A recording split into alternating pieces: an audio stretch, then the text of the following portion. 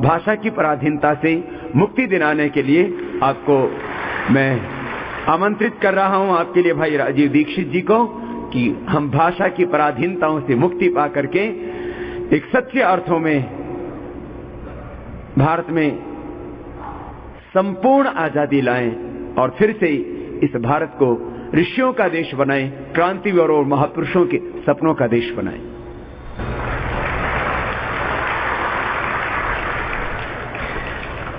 आपके सामने मुझे भाषा की पराधीनता के विषय पर बात करनी है।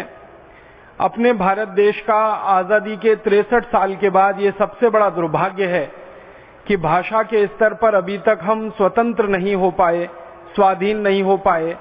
भाषा के स्तर पर अभी भी हमारे देश में बहुत गहरी गुलामी है और दुर्भाग्य हमारे देश का ये है कि आजादी के पहले ये भाषा की गुलामी जितनी थी, आजादी के 63 साल के बाद ये भाषा की गुलामी और अधिक बढ़ गई है और अधिक गहरी हो गई है। भारत देश अंग्रेजों की गुलामी से तो आजाद हो गया है, लेकिन अंग्रेजियत की गुलामी, भाषा की गुलामी अभी भी इस देश में बरकरार है। मुझे ये कहते हुए बहुत दुख होता है, अफसोस होता है कि दुनिया में बहुत सारे देश अलग अलग समय पर गुलाम हुए हैं। दुनिया में कुल 200 देश हैं, इनमें से 71 देशों का इतिहास ऐसा है जो अलग अलग समय पर गुलाम हुए हैं और गुलामी के लंबे दौर को उन्होंने झेला है, भोगा है। हमारे बहुत सारे पड़ोसी देश हैं। अफ्रीका काफी लंबे समय तक गुलाम रहा है, मलेशिया गुलाम रहा है, मिस्र गुलाम रहा है, इंडोनेशिया गुलाम रहा है, वर्मा गुलाम रहा है, श्रीलंका गुलाम रहा है। और अगर थोड़ा दूर में चलें तो Brazil, Mexico, Chile, Costa Rica, Colombia, Cuba जैसे देश अलग अलग समय पर गुलाम हुए हैं। जापान गुलाम हुआ है, चीन गुलाम हुआ है। दुनिया में ऐसे कुल मिलाकर 71 देश हैं जो अलग अलग समय पर किसी न किसी के गुलाम हुए हैं। कोई अंग्रेजों का गुलाम हुआ, कोई फ्रांसीसियों का गुलाम हुआ, कोई डच लोगों का गुलाम हुआ जिनको हॉलैंड निवासी कहा जाता है, कोई स्पेनिश लोगों का गुलाम हुआ, कोई पुर्तगालियों का गुलाम हुआ। अलग अलग समय पर बहुत सारे देश गुलाम हुए हैं, लेकिन गुलामी के बाद उन सभी देशों ने सबसे पहले अपनी मातृभाषा को स्थापित कराया है और सबसे पहले अपनी मातृभाषा को अपनाया है। और उसके बाद वो देश आजादी की राह पर इतने आगे बढ़े और इतने तेजी से भारत से भी बहुत आगे निकल गए हैं। कई सारे देश जो आजादी में भारत से पीछे रहे, माने जिनकी आजादी भारत के बाद आई है, जैसे मैं आपको नाम लेके उदाहरण दूं, हमारा पड़ोसी देश है चीन, जिसकी आजादी हमसे 2 साल बाद आई है। हम तो 1947 में आजाद हो गए, लेकिन चीन तो 1949 में जाकर एक बड़ी क्रांति के बाद आजाद हुआ। लेकिन चीन हमसे कई गुना आगे निकल चुका है, आर्थिक रूप से, सामाजिक रूप से और वैश्विक ताकत के रूप में सारी दुनिया में चीन का डंका अभी बज रहा है। अमेरिका के राष्ट्रपति बराक ओबामा को चीन में जाकर चीन की सरकार को सलामी देनी पड़ रही है, चीन की सरकार को नमस्ते करनी पड़ रही है। कभी भी ऐसा दुनिया में नहीं हुआ कि अमेरिका का राष्ट्रपति चीन में जाकर चीन को सलामी दे। लेकिन अभी बराक ओबामा ये कहते हैं कि सारी दुनिया में अभी ताकत के रूप में जो सबसे महत्वपूर्ण देश उभर रहा है वो चीन। ये चीन 1949 तक भुखमरी का शिकार था, दुनिया में सबसे पीछे गिने जाने वाले देशों में गिना जाता था। आज उसकी अर्थव्यवस्था बहुत तेज है, समाज व्यवस्था बहुत बेहतर है, राज्य प्रशासन उनके यहाँ काफी कुछ भ्रष्टाचार से मुक्त है। थोड़ा बहुत भ्रष्टाचार वहाँ होता है, लेकिन ऐसा नहीं जैसे भारत में होता है। सारी दुनिया के लोग चीन का लोहा मान रहे हैं, चीन को नेता मान रहे हैं, चीन को विश्व गुरु की पदवी दी जा रही है। ये सब चीन का हो रहा है। आखिर इसके पीछे कारण क्या है? तो चीन के विद्वानों से अगर आप ये पूछेंगे कि भाई आपने मुश्किल से पिछले 60-62 साल में इतनी तरक्की कैसे कर ली है, तो वो सब के सब एक ही बात कहते हैं, एक ही जवाब देते हैं कि हमने हमारी मातृभाषा को राष्ट्रभाषा बनाया है, हमने हमारी मातृभाषा को अपने जीवन में लाया है, हमने हमारी मातृभाषा को विज्ञान और तकनीकी की भाषा बनाया है, हमने हमारी मातृभाषा को पाठशाला और विश्वविद्यालय की भाषा बनाया है, हमने हमारी मातृभाषा को शोध और प्रक्रिया की भाषा बनाया है। इसलिए हम दुनिया में इतनी तेजी से आगे बढ़ पाए हैं। चीन के विद्वानों का यह कहना है कि अगर चीन आज भी अंग्रेजी भाषा में डूबा रहता, क्योंकि आप जानते हैं चीन लंबे समय तक अंग्रेजों का गुलाम रहा और अंग्रेजी भाषा में डूब गया। चीन के विद्वान कहते हैं कि अगर चीन अभी भी अंग्रेजियत में डूबा रहता, अंग्रेजी भाषा में डूबा रहता, तो चीन कभी भी 1947 और 1949 की स्थिति से आगे नहीं बढ़ पाता और इतना शक्तिशाली और ताकतवर देश नहीं हो पाता। हमारा पड़ोसी दूसरा देश जापान है। लंबे समय तक जापान गुलाम रहा अमेरिका का, लंबे समय तक जापान गुलाम रहा है डच लोगों का, हॉलैंड वासियों का, लंबे समय तक जापान पर पुर्तगालियों ने भी राज किया है। लेकिन जापान जब आजाद हुआ इस विदेशी गुलामी से, तो जापान में भी सबसे पहला काम जो हुआ, उन्होंने अपनी मातृभाषा को राष्ट्रभाषा बनाया और अपने जीवन के हर क्षेत्र में मातृभाषा को सम्मान दिया, मातृभाषा को प्रश्रय दिया, मातृभाषा का उपयोग किया। उसमें से जापान आज दुनिया के सबसे ताकतवर आर्थिक देशों में गिना जाने लगा है। आर्थिक ताकत जापान की इतनी बड़ी है कि अमेरिका की जो वित्तीय संस्थाएं हैं, अमेरिका के जो फाइनेंशियल इंस्टीट्यूशंस हैं, वो ज्यादातर इस समय जापान के कब्जे में हैं। और अमेरिका की एक बड़ी संस्था मानी जाती है जो फिल्म बनाने वाली है, जिसको हॉलीवुड के नाम से सारी दुनिया जानती है। हॉलीवुड में फिल्में बनाने के लिए सबसे ज्यादा पैसा अगर लग रहा है तो वो जापान का पैसा लग रहा है। पूरा जापान का नियंत्रण वहां पर है।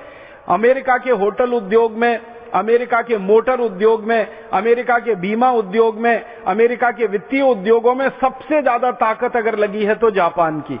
अमेरिका के बाजार में सबसे ज्यादा चीजें हैं तो वो चीन की। अमेरिका के वित्तीय ताकत में सबसे बड़ी ताकत है तो जापान की।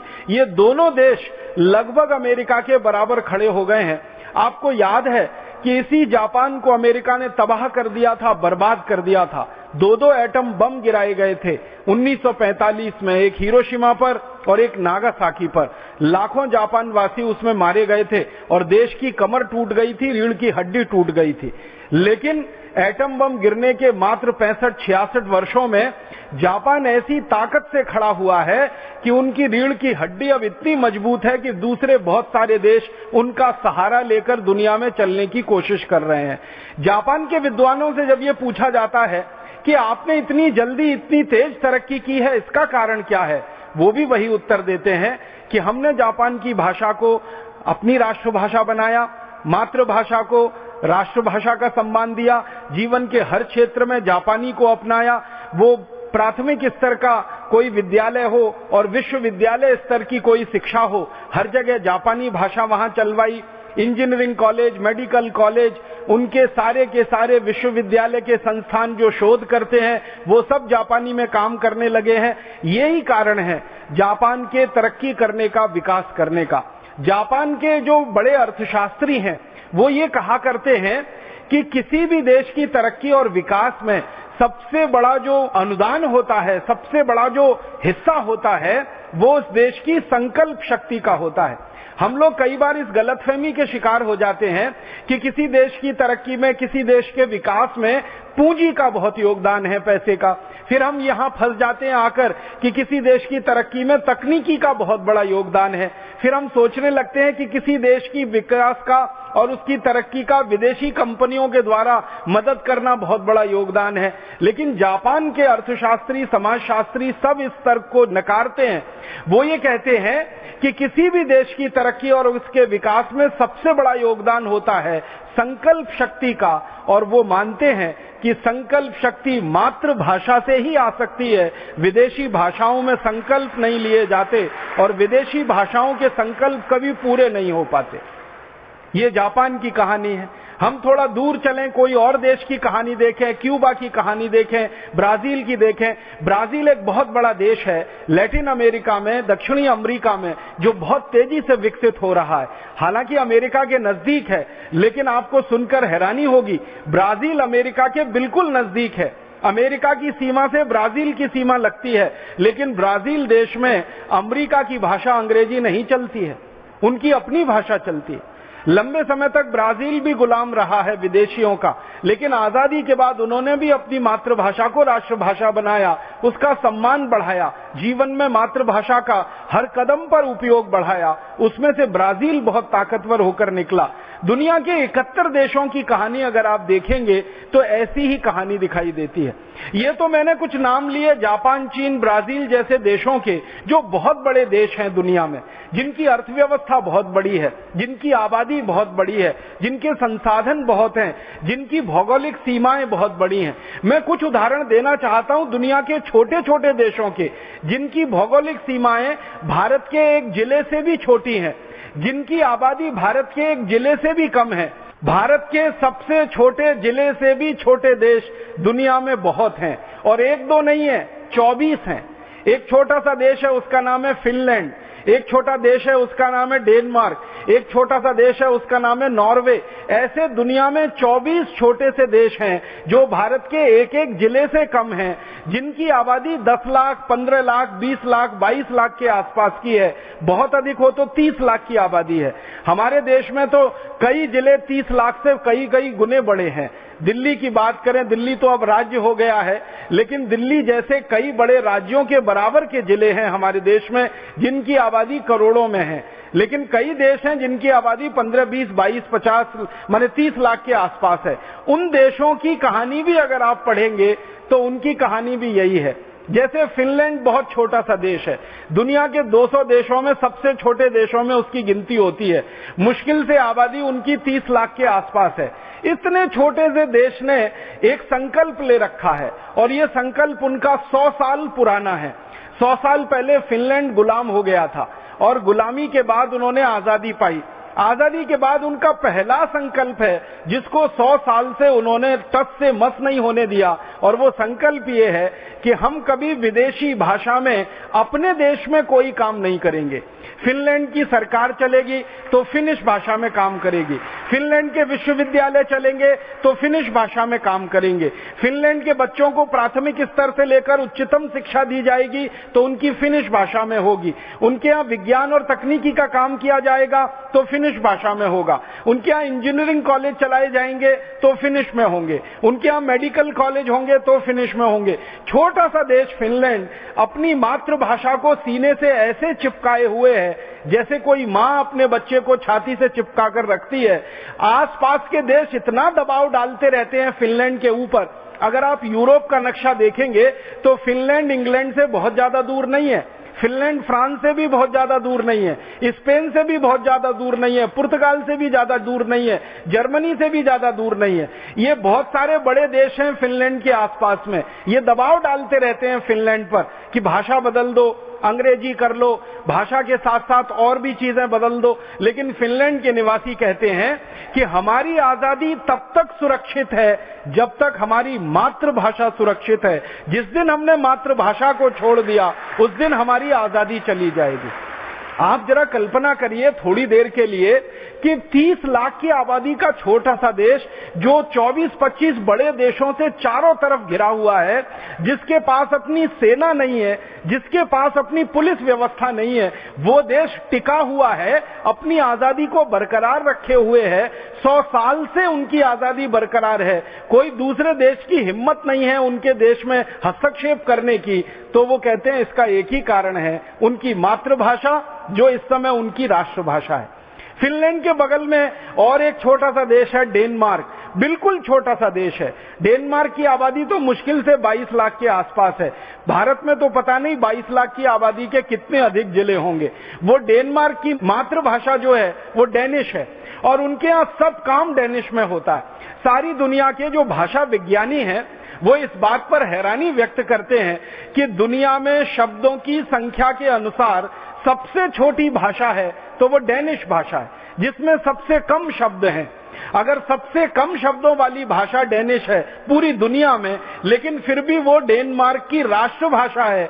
डेनमार्क के इंजीनियरिंग कॉलेज डेनिश में चलते हैं, मेडिकल कॉलेज डेनिश में चलते हैं, मैनेजमेंट के कॉलेज उनके यहाँ डेनिश में चलते हैं। और डेनमार्क के निवासियों को ये बात कहते हुए बड़ी गर्व है कि भले हमारी मातृभाषा दुनिया में सबसे कम शब्दों वाली भाषा हो, लेकिन वो हमारी मातृभाषा है और उस पर हम कोई समझौता नहीं कर सकते।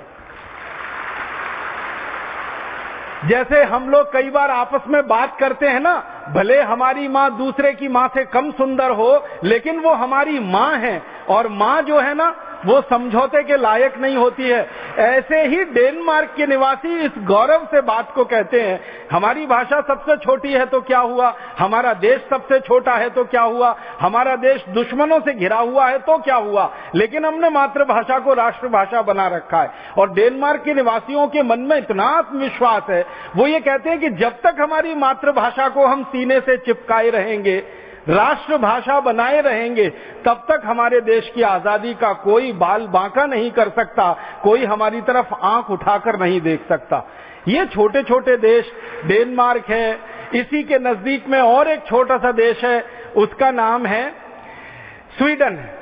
बहुत छोटा सा देश है। भारत की तुलना करेंगे तो स्वीडन भारत के किसी एक राज्य के आधे से भी कम में निपट जाएगा, सिमट जाएगा, इतना छोटा सा देश है। लेकिन स्वीडन के निवासी भी जब से आजाद हुए, एक समय स्वीडन भी गुलाम रहा विदेशियों का, लेकिन जब से स्वीडन आजाद हुआ, उन्होंने स्वीडिश भाषा को मातृभाषा बनाया, और एक बार जो बनाया उससे वो पीछे नहीं हटे हैं, और लगातार सारी दुनिया में स्वीडिश भाषा की पताका वो फहराने में लगे हुए हैं। तो फिनलैंड हो, डेनमार्क हो, स्वीडन हो, इन्हीं के पड़ोस में और एक बिल्कुल छोटा सा देश है, उसका नाम है नॉर्वे। नॉर्वे भी एक समय गुलाम हुआ था, 100 साल पहले लगभग वो भी आजाद हो गया। लेकिन नॉर्वे के लोगों ने आजादी के बाद जो सबसे पहला काम किया वो वही कि उनकी मातृभाषा को राष्ट्रभाषा बनाया। आज नॉर्वे की राष्ट्रभाषा नॉर्वेजियन है, और सारी इंजीनियरिंग की पढ़ाई, मेडिकल की पढ़ाई, मैनेजमेंट की पढ़ाई, बचपन से लेकर आखिरी कक्षा तक की उच्चतम पढ़ाई, सब कुछ नॉर्वेजियन में होता है। तो दुनिया के छोटे छोटे देशों के उदाहरण ले लें या दुनिया के बड़े बड़े देशों के उदाहरण ले लें, सभी उदाहरणों से एक बात स्पष्ट होती है, वो ये कि जिस देश ने भी मातृभाषा को राष्ट्रभाषा बनाया, वो देश दुनिया में गर्व के साथ, सम्मान के साथ खड़ा है, भले वो छोटा हो या बड़ा हो। अर्थव्यवस्था में कोई देश बहुत छोटा हो सकता है, अर्थव्यवस्था में कोई दूसरा देश बहुत बड़ा हो सकता है, आबादी के हिसाब से कोई देश छोटा हो सकता है, आबादी के हिसाब से कोई देश बड़ा हो सकता है, भूगोल की सीमाओं के अनुसार कोई देश बहुत छोटा है, कोई देश बहुत बड़ा है। ये सब प्रश्न बाहर हो जाते हैं जब मूल प्रश्न उनके यहाँ मातृभाषा और राष्ट्रभाषा का आता है। इन सभी देशों में एक बात जो मैं देखता हूं समान है, वो ये कि ये देश कई मामलों में भिन्न भिन्न हैं, लेकिन एक मामले में एक जैसे हैं कि इन सब देशों ने मातृभाषा को राष्ट्रभाषा बनाया, जीवन का अंग बनाया, उसको आगे बढ़ाया, लगातार बढ़ा रहे हैं, और गर्व और सम्मान के साथ संयुक्त राष्ट्र महासभा में एक सम्मानित स्वतंत्र देश की हैसियत पा रहे हैं। मैं अपने देश भारत की बात करता हूं। अपने देश भारत का सबसे बड़ा दुख और दुर्भाग्य ये है कि दुनिया में आबादी के अनुसार सबसे बड़ा दूसरा देश, चीन पहला देश जिसकी आबादी 140 करोड़, भारत दूसरा देश जिसकी आबादी इस समय लगभग 119 करोड़। तो दुनिया में आबादी के बाद सबसे बड़ा दूसरा देश, दुनिया में प्राकृतिक संसाधनों में सबसे बड़ा देश। जितने प्राकृतिक संसाधन भारत में हैं, वो चीन में भी नहीं है, अमेरिका में भी नहीं है, यूरोप के देशों में नहीं। प्राकृतिक संसाधनों में सबसे बड़ा देश, दुनिया में सबसे ज्यादा डॉक्टरों वाला देश, सबसे ज्यादा चिकित्सक अगर पूरी दुनिया में है तो भारत में, सबसे ज्यादा इंजीनियरों का देश अगर दुनिया में है तो वो भारत है, सबसे ज्यादा वैज्ञानिकों का देश अगर दुनिया में है तो भारत है, सबसे बड़े किसानों का देश दुनिया में अगर कोई है तो वो भारत है, सबसे ज्यादा कुशल मजदूरों वाला देश दुनिया में अगर कोई है तो वो भारत है। माने कई मामलों में भारत दुनिया में नंबर 1 पर है, एक दो मामले में नंबर 2 पर है, लेकिन मातृभाषा को राष्ट्रभाषा बनाने में ये देश दुनिया का सबसे फिसड्डी देश है, सबसे आखिरी पायदान पर खड़ा हुआ देश है। हमसे पहले और हमसे बाद जो भी देश आजाद हुए वो सबने मातृभाषा को राष्ट्रभाषा बना लिया। अपना देश आजादी के 63 साल के बाद भी इंतजार कर रहा है कि कब भारत की मातृभाषा भारत की राष्ट्रभाषा बने और कब इस देश का विकास तेजी से हो और इस देश के विकास के रास्ते दूसरों के लिए खुले। भारत अभी भी हिंदी को राष्ट्रभाषा नहीं बना पाया। जो भारत की 22 भाषाएं संविधान ने स्वीकृत की हैं, इनमें से किसी को भी राष्ट्रभाषा नहीं बना पाया। मैं तो कई बार यहां तक कहता हूं कि अंग्रेजी को हटाओ, हिंदी को ला सकते हो तो लाओ, नहीं ला सकते हो तो संस्कृत को राष्ट्रभाषा बना लो, सारे झगड़े भारत के खत्म हो जाएं। काफी लंबे समय तक इस देश में संस्कृत राष्ट्रभाषा रही है और जब तक इस देश की राष्ट्रभाषा संस्कृत रही है। आप माने या न माने, ये देश दुनिया में सोने की चिड़िया रहा है और सबसे ऊंचे पायदान पर खड़ा रहा है। हमारे देश में सुवर्ण युग माना जाता है, सोने का युग माना जाता है। भारत का सबसे अच्छा समय, किसी भी इतिहासकार को पूछो, भारत का अध्ययन करने वाले भारतीय इतिहासकार से पूछो या भारत का अध्ययन करने वाले विदेशी इतिहासकारों से पूछो कि भारत का सोने का युग कब था, भारत सबसे अच्छा कब था, तो वो कहते हैं महर्षि चाणक्य के समय से लेकर 7वीं 8वीं शताब्दी तक का भारत दुनिया में सबसे ऊंचे पायदान पर खड़ा हुआ भारत था। शिक्षा में सबसे ऊंचा, व्यापार में सबसे ऊंचा, तकनीकी विज्ञान में सबसे ऊंचा, दर्शन शास्त्र के ग्रंथों के लिखे जाने में सबसे ऊंचा, ज्ञान के स्तर में सबसे ऊंचा। माने सारी दुनिया के इतिहासकार इस बात पर अब मानते हैं, अब विवाद समाप्त हो गया है कि महर्षि चाणक्य का जो समय रहा, वहां से लेकर 7वीं 8वीं शताब्दी तक भारत पूरी दुनिया में सबसे ऊंचे स्थान पर रहा है। कैसे रहा है?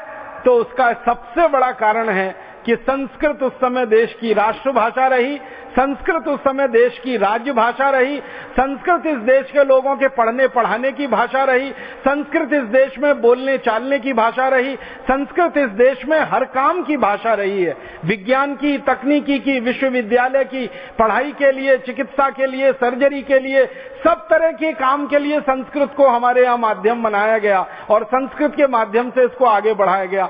तो जब तक संस्कृत इस देश की राष्ट्रभाषा, राज्य भाषा रही, तब तक भारत दुनिया में सिरमौर रहा, सबसे ऊंचा रहा। लेकिन जैसे जैसे भारत में संस्कृत का पराभव हुआ, जैसे जैसे संस्कृत की ऊंचाई कम होना शुरू हुई, संस्कृत का पतन शुरू हुआ, भारत का भी पराभव शुरू हुआ और भारत का भी पतन शुरू हुआ। ये कुछ संयोग नहीं है, इस पर गंभीर शोध करने की जरूरत है कि संस्कृत का पतन जैसे ही इस देश में शुरू हुआ, वैसे ही विदेशियों के आक्रमण भी शुरू हो गए इस देश में। पहला विदेशी आक्रमण मोहम्मद बिन कासिम का 7वीं शताब्दी, फिर उसके बाद महमूद गजनवी, फिर उसके बाद लंबी एक श्रृंखला, तैमूर लंग, नादिर शाह वगैरह वगैरह, अहमद शाह अब्दाली, फिर बाबर और बाबर के परिवार के लोग, फिर उसके बाद पुर्तगाली, फिर अंग्रेज, फिर अंग्रेजों के पहले थोड़ा दिन फ्रांसीसी और स्पेनिश लोग। ये सारे के सारे विदेशी हमले भारत में उसी समय में हुए हैं जब संस्कृत हमारे देश में पतन की स्थिति में रही है, पराभव की स्थिति में रही है। संस्कृत की ऊंचाई जब तक बनी रही, राष्ट्र की ऊंचाई बनी रही। संस्कृत इस देश में जब तक ऊंचाई पर रही, राष्ट्र की स्वाधीनता इस देश की बची रही, स्वतंत्रता इस देश की बची रही। जैसे जैसे संस्कृत का पराभव हुआ, माने ज्ञान का पराभव हुआ, संस्कृत माने ज्ञान की भाषा, तो ज्ञान के स्तर पर जब हम नीचे गिरने लगे और ज्ञान के स्तर पर नीचे उतरने लगे, हमारे ऊपर विदेशी हमले शुरू हुए और फिर परोक्ष रूप से, बाद में प्रत्यक्ष रूप से हम विदेशी हमलों के शिकार हो गए और फिर गुलाम हो गए। गुलामी का एक लंबा दौर हमने देखा। अंग्रेजों की पूरी 250 साल की गुलामी देखी, फ्रांसीसियों की देखी, पुर्तगालियों की देखी, उसके पहले इस्लाम को मानने वाले शासकों की गुलामी भारत के कमोवेश 1/3 से आधे इलाके में हमने देखी। इस पूरे के पूरे गुलामी के दौर को अगर ध्यान से देखेंगे तो इस दौर का सबसे बड़ा कारण है ज्ञान का गिरना, ज्ञान का पराभव और परोक्ष रूप से भाषा का पराभव, हमारी राष्ट्रभाषा, हमारी राज्य भाषा का गिरते चले जाना, उसका समाप्त होते चले जाना और एक स्तर पर उसका बिल्कुल निष्प्राण हो जाना। और अंग्रेजों ने तो साजिश करके, षड्यंत्र करके भारत में चलने वाले 7,32,000 गुरुकुलों को, जो मूल रूप से संस्कृत में पढ़ाया करते थे और पढ़ा करते थे, जड़ से खत्म कर दिया था, बंद कर दिया था, समाप्त कर दिया था। और उसी के कारण ये देश में बहुत गहरी गुलामी आ गई और उस गुलामी से आजाद होने के लिए हमने लंबा संघर्ष किया। इस देश की गुलामी के समय में आजादी का संघर्ष करने वाले जितने भी क्रांतिकारी थे, वो चाहे किसी भी नाम से इस देश में काम कर रहे हों, अगर हम नाना साहब पेशवा की बात करें तो, तात्या टोपे की बात करें तो, झांसी रानी लक्ष्मीबाई की बात करें तो, रानी कित्तूर चेन्नम्मा की बात करें तो, राव कुंवर बहादुर सिंह की बात करें तो, भारत के किसी भी क्रांतिकारी की बात करें, वो उत्तर भारत के हों, दक्षिण भारत के हों, पूर्व के हों, पश्चिम के हों, सभी क्रांतिकारियों का ये मानना था कि भारत की आजादी मातृभाषा से जुड़ी हुई है।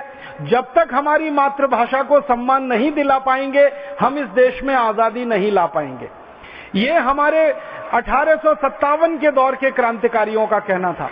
नाना साहब पेशवा ने भारत की आजादी का एक घोषणा पत्र बनाया था।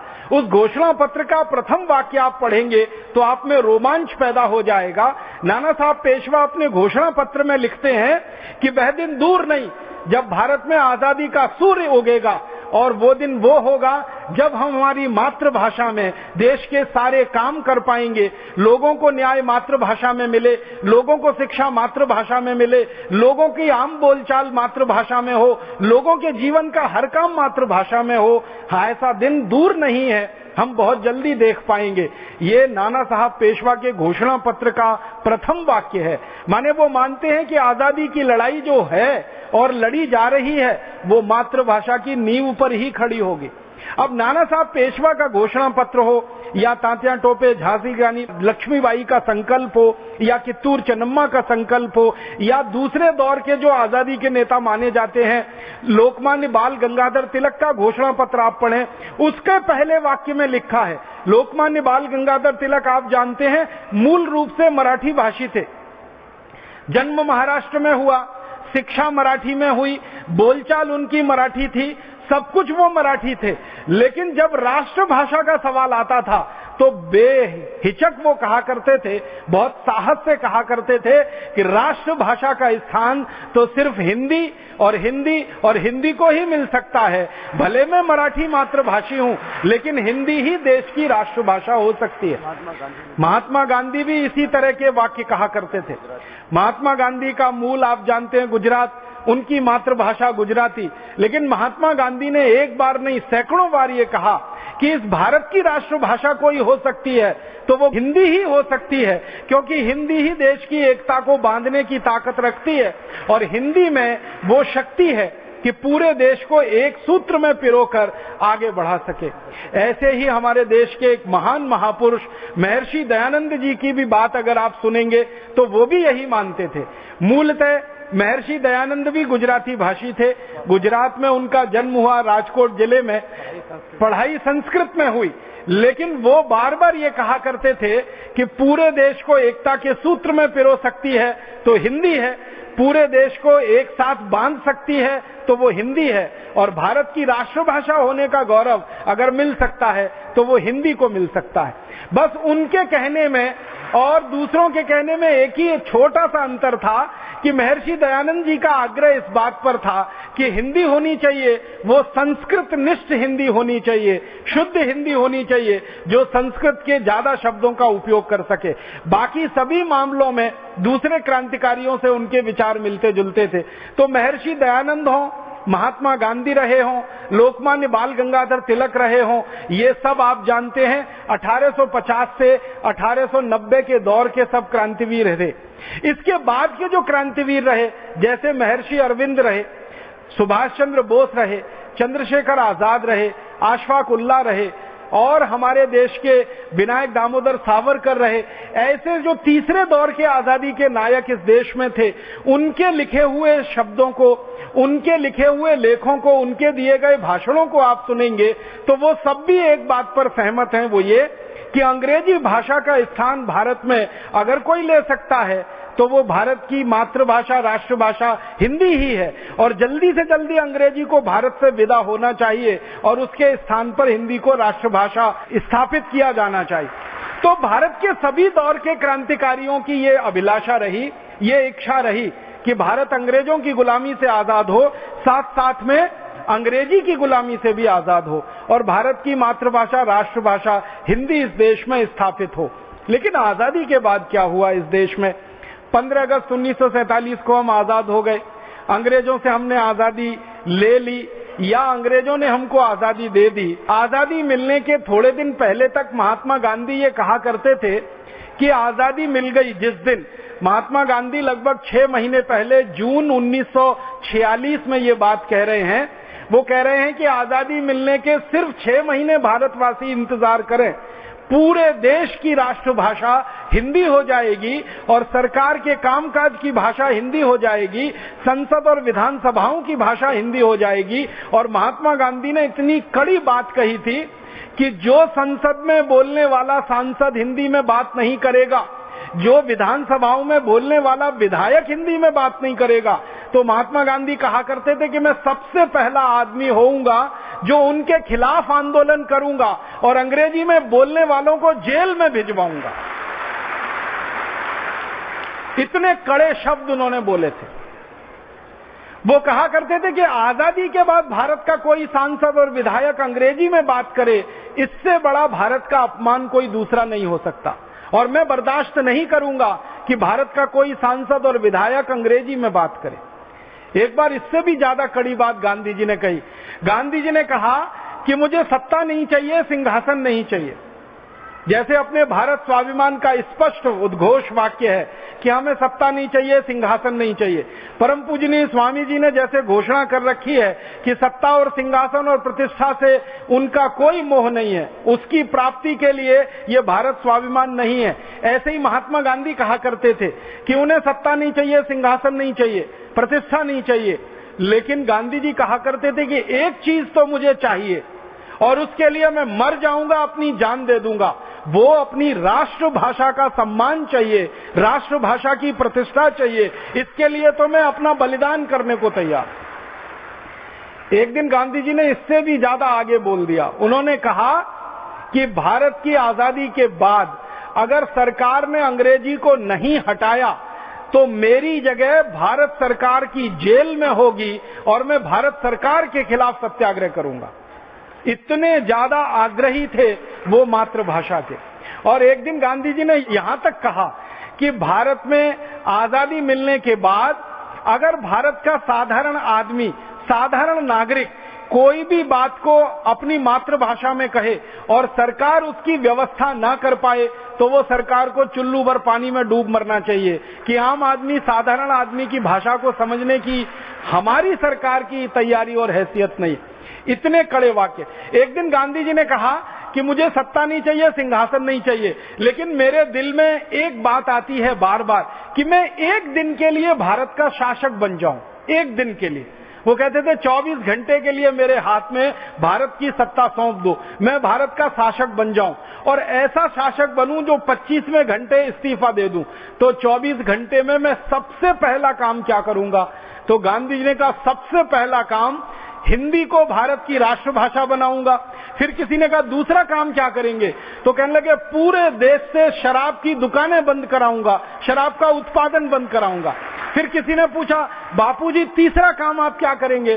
तो उन्होंने कहा कि पूरे देश से जो गोहत्या का कलंक लगा है देश के माथे पर, इस गोहत्या को बंद कराने का कानून संसद में पारित कराऊंगा। तो गांधी जी वैसे कहते थे कि सत्ता नहीं चाहिए, सिंहासन नहीं चाहिए, लेकिन एक दिन की सत्ता वो मांगते थे कि मुझे एक दिन का राजा बना दो। तो हिंदी को राष्ट्रभाषा तो बनाकर, शराबबंदी का कानून बनाकर, गोहत्या का कानून बनाकर पूरे देश की सत्ता व्यवस्था से इस्तीफा देकर मैं चुपचाप निकल जाऊंगा। एक ही दिन के लिए वो चाहते थे देश का शासक होना। अब आप सोचिए कि महात्मा गांधी, जिनके मन में इतनी तीव्रता थी राष्ट्रभाषा को लेकर, उनके परम शिष्यों के हाथ में जब इस देश की सत्ता आई तो उन्होंने महात्मा गांधी से बिल्कुल उल्टे स्वर में बोलना शुरू किया। जब उनके परम शिष्यों के हाथ में सत्ता आई तो उन्होंने कहना शुरू किया कि भारत में अंग्रेजी के बिना कोई काम नहीं चल सकता। भारत में विज्ञान और तकनीकी को आगे बढ़ाना हो तो अंग्रेजी के बिना यह संभव नहीं हो सकता। भारत का विकास करना है तो अंग्रेजी के बिना यह संभव नहीं हो सकता। भारत को विश्व के मानचित्र पर स्थापित कराना है तो अंग्रेजी के बिना यह नहीं हो सकता। यूरोप और अमेरिका जैसा भारत को बनाना है तो यह अंग्रेजी के बिना नहीं हो सकता। अंग्रेजी विश्व की भाषा है, अंग्रेजी वैज्ञानिक भाषा है, अंग्रेजी समृद्धशाली भाषा है, अंग्रेजी सारी दुनिया के लिए सबसे ज्यादा प्रतिष्ठित भाषा है। इस तरह के तर्क संसद में देना शुरू किया गया। संसद के बाहर इस तरह के तर्क दिए जाने लगे और अंत में हुआ ये कि महात्मा गांधी का सपना, महात्मा गांधी के जाने के बाद इस देश में अभी तक अधूरा है। हिंदी राष्ट्रभाषा बन नहीं पाई है। अंग्रेजी इस देश की राष्ट्रभाषा की तरह से स्थापित है और सारे देश में अंग्रेजियत का बोलबाला है। भारत शासन की व्यवस्था अंग्रेजी में चलती है। भारत के न्यायालयों में झगड़े और फैसले सुलटाने के लिए अंग्रेजी में काम होता है। पक्ष और विपक्ष में बहस की जाती है, दलील की जाती है, वो अंग्रेजी में है। भारत के चिकित्सक मरीजों को जो अंग्रेजी नहीं जानते हैं उनको लिख कर देते हैं कागज की पुर्जी, वो अंग्रेजी में होती है। मरीज जो दवाएं खरीदते हैं बाजार से, वो अंग्रेजी में होती हैं। हमारे देश के प्राथमिक स्तर के विद्यार्थियों को डंडे मार मार के अंग्रेजी माध्यम में पढ़ाया जाता है। अगर वो अंग्रेजी में ना पढ़ना चाहें तो जबरदस्ती उनको पढ़ाया जाता है। बेचारे उसमें फेल होते रहते हैं, असफल होते रहते हैं, वो अलग कहानी है। हमारे शीर्ष वैज्ञानिक संस्थानों में अंग्रेजी है, हमारे शीर्ष कृषि शोध संस्थानों में अंग्रेजी है। हमारे देश के नीचे से लेकर ऊपर के हर स्तर पर अंग्रेजी अंग्रेजी अंग्रेजी है। आप पूछेंगे ऐसा क्यों? शहीदों की भाषा तो अंग्रेजी नहीं थी, बलिदान देने वालों की भाषा तो अंग्रेजी नहीं थी, आजादी के आंदोलन की भाषा तो अंग्रेजी नहीं थी, आजादी के लिए कुर्बानी देने वालों की भाषा तो अंग्रेजी नहीं थी। फिर आजादी के बाद ये अंग्रेजी स्थापित कैसे हुई और इतना गहराई से कैसे आगे बढ़ गई? इसके पीछे एक बड़ी कहानी है। मुझे तो कई बार लगता है कि वो एक षड्यंत्र है, साजिश है। और वो षड्यंत्र और साजिश ये है कि भारत भले अंग्रेजों की गुलामी से आजाद हो जाए, लेकिन अंग्रेजी की गुलामी में भारत फंसा रहना चाहिए और अंग्रेजियत की गुलामी में भी फंसा रहना चाहिए। वो षड्यंत्र क्या हुआ? हमारे देश के संविधान में एक अनुच्छेद लिखा गया। हमारे देश का संविधान आप जानते हैं 1947 की आजादी मिलने के थोड़े दिन के बाद से लिखना शुरू हुआ। 1950 में संविधान पूरा लिखा गया। 26 जनवरी 1950 को संविधान इस देश में लागू हुआ। तो संविधान में एक अनुच्छेद लिखा गया, उसका नंबर है 343। अनुच्छेद नंबर 343 में लिखा गया कि संविधान लागू होने के 15 वर्ष तक अंग्रेजी इस देश में यूनियन माने संघ सरकार की भाषा के रूप में काम करेगी और राज्य सरकारें भी चाहें तो अंग्रेजी में काम कर सकेंगी। संविधान लागू होने के 15 वर्ष के बाद माने सन 1965 में, संविधान लागू हुआ 1950 में, इसके 15 वर्ष तक तो अंग्रेजी रहेगी। फिर 1965 से अंग्रेजी को हटाने की बात की जाएगी और इस अंग्रेजी को हटाने के लिए संसद की एक समिति बनाई जाएगी। वो संसदीय समिति जिस तरह का विचार रखेगी, उस विचार पर राष्ट्रपति फिर विचार करेंगे और राष्ट्रपति की अनुशंसा से संसद में एक विधेयक पारित किया जाएगा और उस विधेयक को पारित करके अंग्रेजी को भारत से हटा दिया जाएगा। उसके स्थान पर हिंदी और अन्य भारतीय भाषाओं को प्रोत्साहन दिया जाएगा, स्थापित किया जाएगा। ये हमारे संविधान में लिखा गया। लेकिन ये जो लिखा गया वो अनुच्छेद 343 में लिखा गया। उस अनुच्छेद 343 का जो पैराग्राफ 1 है उसमें ये बात है। 2 नंबर और 3 नंबर को जब पढ़ें तो उसमें बिल्कुल उल्टी बात है। तीसरे पैराग्राफ में उल्टी बात लिखी गई और तीसरे पैराग्राफ में यह लिखा गया कि भारत के जो राज्य हैं, विभिन्न राज्य हैं, अगर कोई राज्य विरोध करेगा तो फिर अंग्रेजी को नहीं हटाया जाएगा। माने अंग्रेजी हटाने का विरोध करेगा कोई राज्य, हिंदी को स्थापित करने की समर्थन में कोई राज्य होगा तो फिर नहीं हटाया जाएगा। फिर इसी के आगे एक अनुच्छेद 348 लिखा गया संविधान में और उस अनुच्छेद में यह लिख दिया गया कि भारत में भले ही हिंदी आम बोलचाल की भाषा रहे, भारत में भले ही अन्य चीजों में हिंदी का प्रयोग होता रहे, लेकिन उच्चतम न्यायालय में, उच्च न्यायालय में और कानून के स्तर पर तो अंग्रेजी ही प्रामाणिक भाषा रहेगी। यह अनुच्छेद 348 में लिख दिया गया। एक जगह लिख रहे हैं कि 15 साल बाद हिंदी आ जाएगी और भारतीय भाषाएं आ जाएंगी। एक जगह लिख रहे हैं कि नहीं, उसके लिए राज्यों की सहमति लेनी पड़ेगी। फिर 348 में कह दिया कि नहीं, उच्चतम न्यायालय और उच्च न्यायालय में तो हिंदी के प्रश्न ही नहीं उठेंगे, वहां तो अंग्रेजी में ही काम चलेगा। कानून की भाषा अंग्रेजी, पक्ष की बहस अंग्रेजी में, विपक्ष की बहस अंग्रेजी में और फैसले सारे अंग्रेजी में। मतलब सीधा सा ये है कि एक जगह हिंदी को राष्ट्रभाषा बनाने की बात दिखाकर दूसरी जगह से बिल्कुल जड़ काट दी गई हिंदी की। और इसके बाद क्या हुआ? इसके बाद संसद की एक समिति बनाई गई। 1955 में वो समिति स्थापित हुई।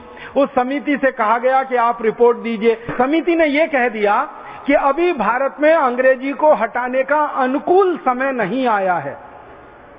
जब तक अनुकूल समय नहीं आता अंग्रेजी को हटाने का, तब तक प्रतीक्षा की जाए। तो 1955 की संसदीय समिति ने ऐसी रिपोर्ट दे दी तो राष्ट्रपति ने कहा कि अभी अंग्रेजी को हटाने की बात नहीं है। फिर उसके बाद एक दूसरी समिति बनी, उनकी भी रिपोर्ट इसी तरह से आई, और उसके बाद 1963 में संसद में बड़ी भयंकर बहस हुई इस पर कि अंग्रेजी हटाओ और हिंदी लाओ, अंग्रेजी हटाओ और भारतीय भाषाओं को लाओ। ये बहस में भी अंत में यही हुआ कि अंग्रेजी को अभी थोड़े दिन तक रखा जाए। फिर जब 1965 का समय पूरा हो गया और 15 साल की अवधि समाप्त हो गई तो भारत की राजभाषा हिंदी बने और राष्ट्रभाषा भी हिंदी बने, इस पर जब बात शुरू हुई तो दक्षिण भारत में दंगे शुरू हो गए।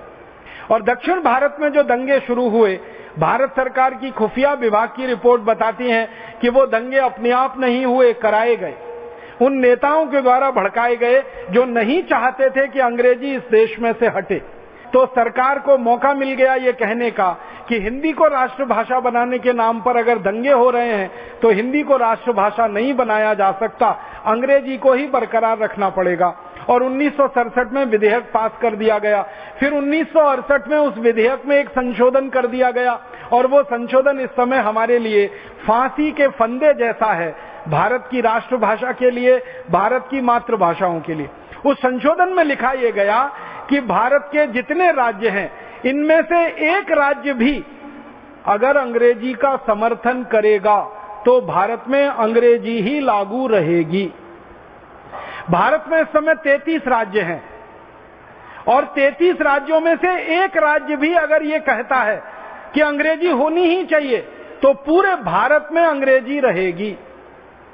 जब तक वो राज्य ये नहीं कहता कि अंग्रेजी हटा देनी चाहिए तब तक भारत से अंग्रेजी नहीं हटाई जाएगी। ऐसा संशोधन करके कानून बन गया। अब यही कानून है जो भारत में हिंदी के गले में फांसी के फंदे जैसा लटका हुआ है। ये हमारे देश की स्थिति है।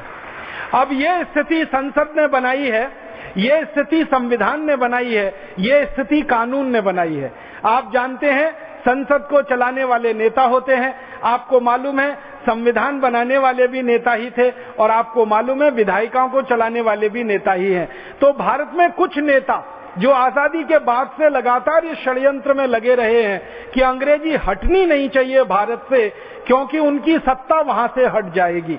दुर्भाग्य हमारे देश का ये है कि अंग्रेजी जानने वाले 1 करोड़ से भी कम हैं इस देश में, लेकिन उनकी सत्ता इस देश पर काबिज है और व्यवस्था में वो पूरी तरह से हावी है, इसलिए अंग्रेजी हटने नहीं पा रही है। अब जब तक ये लोग व्यवस्था पर हावी रहेंगे और जब तक ये सत्ता को अपने हाथ में रखेंगे, शायद मुझे नहीं लगता कि अंग्रेजी का स्थान कोई बदलेगा और हिंदी और भारतीय भाषाओं का स्थान कुछ बेहतर हो पाएगा। तो भारत स्वाभिमान की तरफ से सारे देश में हमें ये प्रयास करना है कि अंग्रेजी जानने वाले, अंग्रेजी बोलने वाले, अंग्रेजी पढ़ने वाले और अंग्रेजी में आचार व्यवहार करने वाले लोगों के हाथ से सत्ता छीननी पड़ेगी और भारतीय भाषाओं के जानने वालों के हाथ में वो सत्ता देनी पड़ेगी। तभी जाकर अंग्रेजी और अंग्रेजियत का इस देश से सर्वनाश होगा और भारत की भाषाओं के लिए रास्ता खुलेगा। ये तो शायद हमें आज नहीं तो कल करना पड़ जाएगा। मेरे मन में एक बात है जो आपसे मैं कहना चाहता हूं।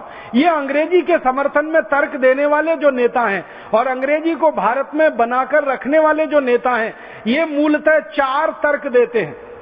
पहला तर्क देते हैं कि अंग्रेजी सबसे अच्छी भाषा है पूरी दुनिया में। दूसरा तर्क देते हैं अंग्रेजी विश्व भाषा है पूरी दुनिया में। तीसरा तर्क देते हैं अंग्रेजी विज्ञान की और तकनीकी की भाषा है पूरी दुनिया में। और चौथा और आखिरी तर्क उनका होता है कि अंग्रेजी सबसे ज्यादा समृद्धशाली भाषा है पूरी दुनिया में। तो अंग्रेजी भारत में रहनी चाहिए क्योंकि अंग्रेजी विश्व भाषा है। सारी दुनिया से हमें व्यवहार करना है तो अंग्रेजी के माध्यम से संभव है। अंग्रेजी भारत में रहनी चाहिए क्योंकि अंग्रेजी समृद्धशाली भाषा है। अंग्रेजी भारत में रहनी चाहिए क्योंकि विज्ञान और तकनीकी की भाषा है।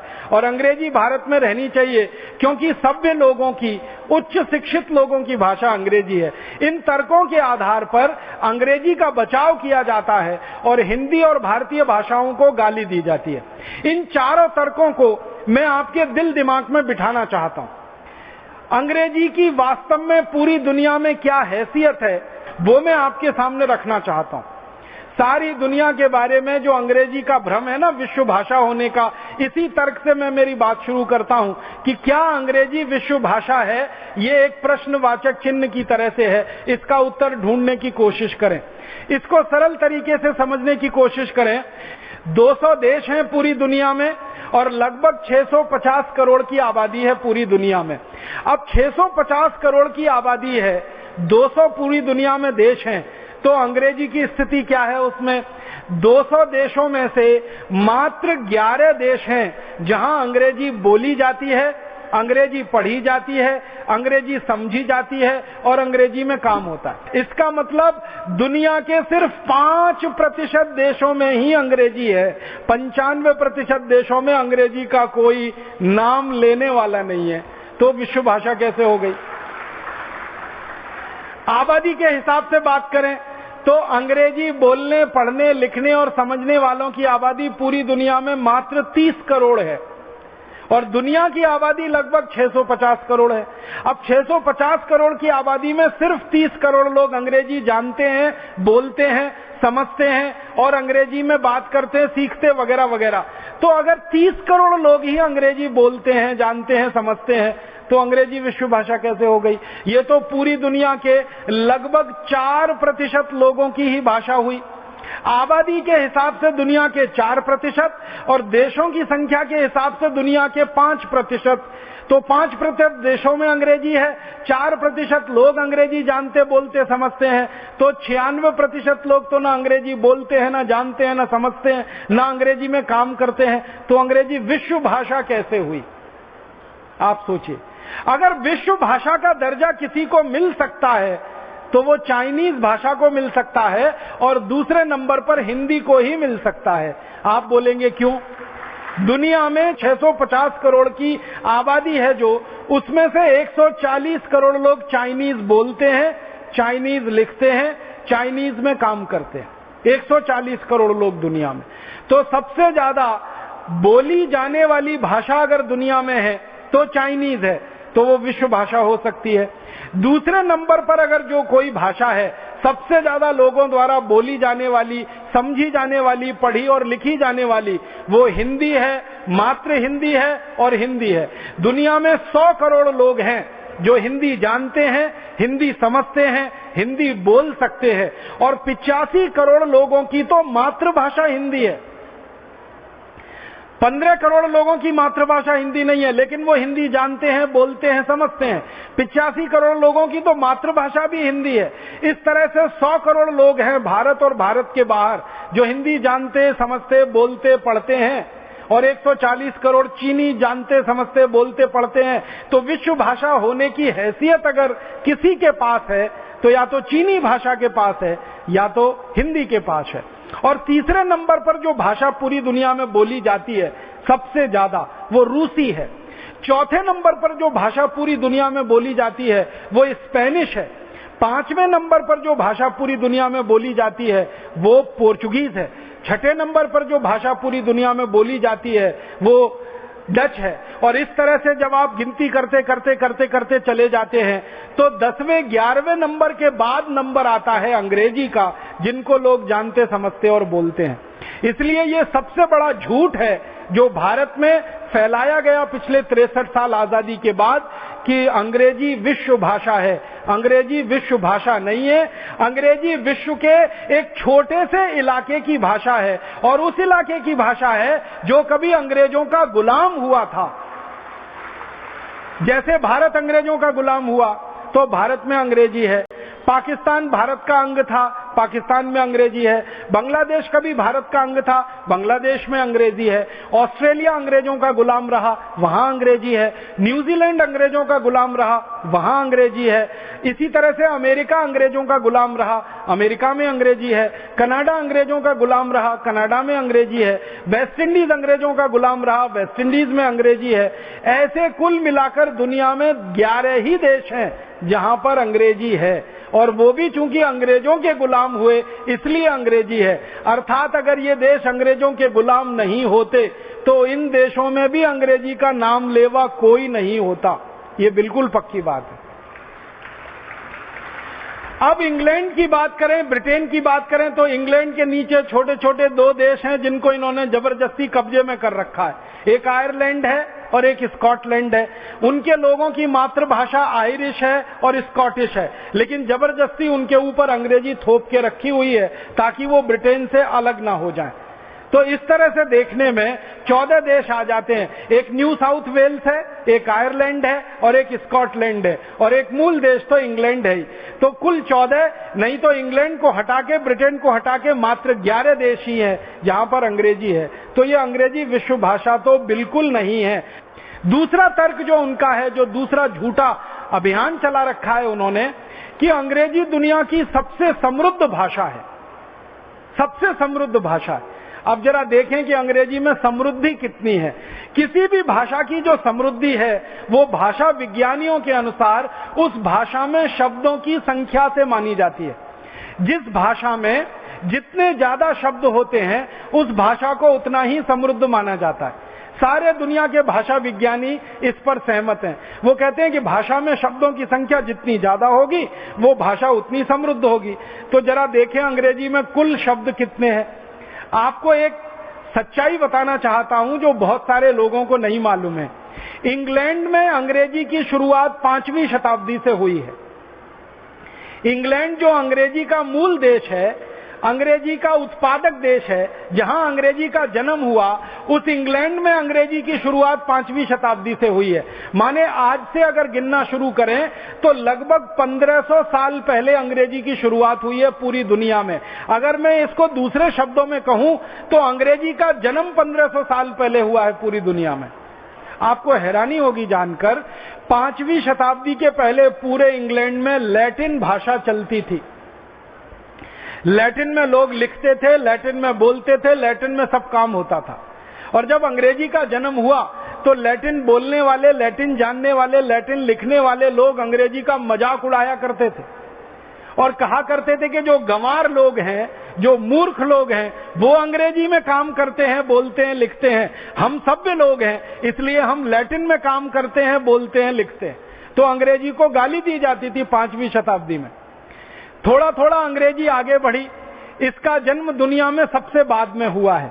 अगर दुनिया की सभी भाषाओं को आप एक तरफ रख लें तो दुनिया की भाषाएं अंग्रेजी से सबसे ज्यादा पुरानी है। अंग्रेजी सबसे नई भाषा है।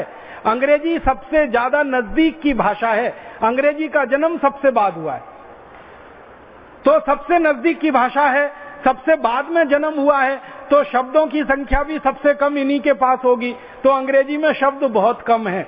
अंग्रेज विद्वान जो अंग्रेजी के बारे में कहते हैं, मैं नहीं कहता, अंग्रेज विद्वानों की कही गई बात आपसे कह रहा हूं। अंग्रेज विद्वानों को कहना है कि अंग्रेजी के मूल शब्द अभी सन 2009 तक आते आते मात्र 65,000 हो पाए हैं। तो जब हम डिक्शनरी पढ़ते हैं अंग्रेजी की, आप अगर अंग्रेजी की डिक्शनरी पढ़ो और पुरानी डिक्शनरी पढ़ो, वेबस्टर की डिक्शनरी पढ़ो, ऑक्सफोर्ड की डिक्शनरी पढ़ो, तो उसमें कहा जाता है कि 2.5 लाख शब्द हैं, लेकिन मूल शब्द 65,000 ही हैं। तो बाकी 1,85,000 शब्द कहां से आए हैं? तो अंग्रेजी ने उधार ले रखे हैं, लैटिन से उधार लिए हैं, फ्रेंच में से उधार लिए हैं, जर्मन में से उधार लिए हैं, डच में से उधार लिए हैं, पोर्चुगीज में से उधार लिए हैं, हमारी संस्कृत में से उधार लिए हुए शब्द अंग्रेजी में है। संस्कृत के बहुत सारे शब्द अंग्रेजी में हैं। हिंदी के बहुत सारे उधार लिए हुए शब्द उन्होंने अंग्रेजी में रखे हुए हैं। तो दुनिया भर के देशों की जो भाषाएं हैं उन सभी से उधार ले लेकर उनका शब्दकोश है इस समय 2.5 लाख का, और मूल अंग्रेजी शब्द हैं 65,000। तो ये तो अंग्रेजी की समृद्धि की बात है। अब मैं आगे चलता हूं, भारत की भाषाओं की बात करता हूं और दुनिया की भाषाओं की बात करता हूं। दुनिया में जो सबसे छोटे देशों की भाषाएं हैं, जैसे डेनिश है, जैसे फिनिश है, जैसे नॉर्वेजियन है, जैसे और स्पेनिश है, पोर्चुगीज वगैरह हैं, इन भाषाओं के शब्द अंग्रेजी से ज्यादा हैं। और भारत में तो आप जानते हैं 22 भाषाएं हैं, गुजराती, मराठी, तमिल, तेलुगु, कन्नड़, बंगला, आसामी सब मिलाकर 22 भाषाएं हैं। भारत की सभी भाषाओं के शब्दों को जोड़ दें तो अंग्रेजी से कई गुने ज्यादा है। मैं तो आपके बिहार की एक छोटी सी जानकारी दे रहा हूं, आप सब बिहार से आए हैं। बिहार की 3 बोलियों को अगर मैं एक साथ इकट्ठा करूं ना, एक तो मगधी है और एक तो मैथिली है और एक तो भोजपुरी है। भोजपुरी, मगधी और मैथिली ये तीनों हिंदी की बोलियां मानी जाती हैं और ऐसी हिंदी की 20 बोलियां मानी जाती हैं। ब्रज भाषा एक है, बनारस की अलग है, गोरखपुर की अलग है।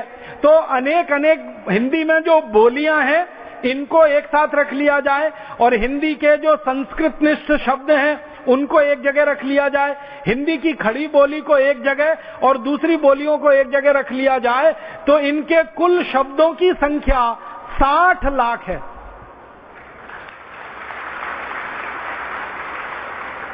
अंग्रेजी के कुल शब्दों की संख्या सारी दुनिया से उधार लेकर 2.5 लाख है और उनके मूल शब्द 65,000 हैं और हिंदी की सहयोगी जो बोलियां हैं इनको जोड़ लिया जाए तो ये 60 लाख है। और अगर संस्कृत की बात कर दें, संस्कृत के शब्दों के भंडार की बात कर दें तो गुरुवर यहां बैठे हुए हैं, वो अपने पहले वाले व्याख्यान में कह रहे थे, इससे पहले जो उन्होंने संस्कृत भाषा पे दिया था, कि संस्कृत भाषा एक ऐसी भाषा है जिसमें करोड़ों करोड़ों शब्द बन सकते हैं, बनाए जाते हैं और उपयोग किए जाते हैं। एक एक धातु शब्द से हजारों हजारों शब्द बन सकते हैं।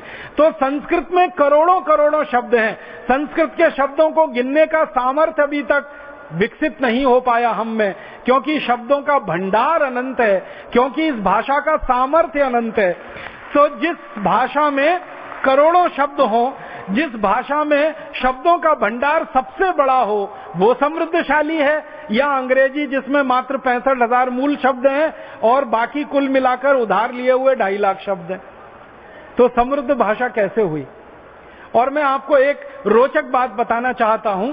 पूरे भारत देश में हिंदी, गुजराती, तमिल, तेलुगु, मराठी जो हमारी भारतीय भाषाएं हैं, इनकी जो अलग अलग बोलियां हैं, उन बोलियों की सूची अगर बनाएंगे तो 3,280 बोलियां हैं भारत में और 22 भाषाएं हैं भारत में, जो दुनिया के किसी देश में नहीं है। बोली आप समझते हैं, भाषा से विकसित, जैसे हिंदी भाषा है और बोली भोजपुरी है, मगधी है, या तो आपकी मैथिली है, या तो बनारसी है, या तो कोई और क्षेत्र की है। तो बोलियां भारत में 3,280 हैं और भाषाएं 22 हैं। दुनिया के किसी देश में नहीं है। किसी भी देश का इतिहास हम पढ़ें तो एक भाषा, ज्यादा से ज्यादा 2 भाषा किसी भी देश में, रूस में, जापान में, चीन में, स्पेन में, फ्रांस में, जर्मनी में, स्वीडन में, स्विट्जरलैंड में, डेनमार्क में, नॉर्वे में, सभी देशों में एक या ज्यादा से ज्यादा 2 भाषाएं, और बोलियां तो किसी देश में एक या अधिक से अधिक 2। भारत अकेला दुनिया का ऐसा वैविध्यशाली देश है जहां बोलियां 3,280 हैं और भाषाएं 22 हैं। तो शब्दों का भंडार तो सबसे बड़ा हमारे ही पास होगा। तो भाषा की समृद्धि तो हमारे पास है, अंग्रेजों के पास क्या है? ऐसी भाषा है अंग्रेजी। अब इस भाषा को लोग कहते हैं कि दुनिया की समृद्धशाली भाषा है। मेरे समझ में नहीं आता कि इनकी समृद्धि क्या है। जिनकी व्याकरण जो है स्थिर नहीं, बदलती रहती है समय के हिसाब से, सुविधाओं के हिसाब से, और जिस भाषा में शब्द सबसे कम हो, जिन भाषाओं के दूसरी भाषाओं के कई कई समानार्थक पर्यायवाची शब्दों, इनके पास कुल जमा एक ही हो, तो बहुत गरीब भाषा है, गरीबों की भाषा है।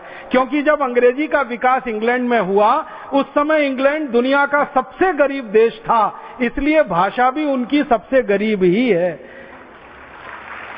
और भारत में इसका उल्टा है।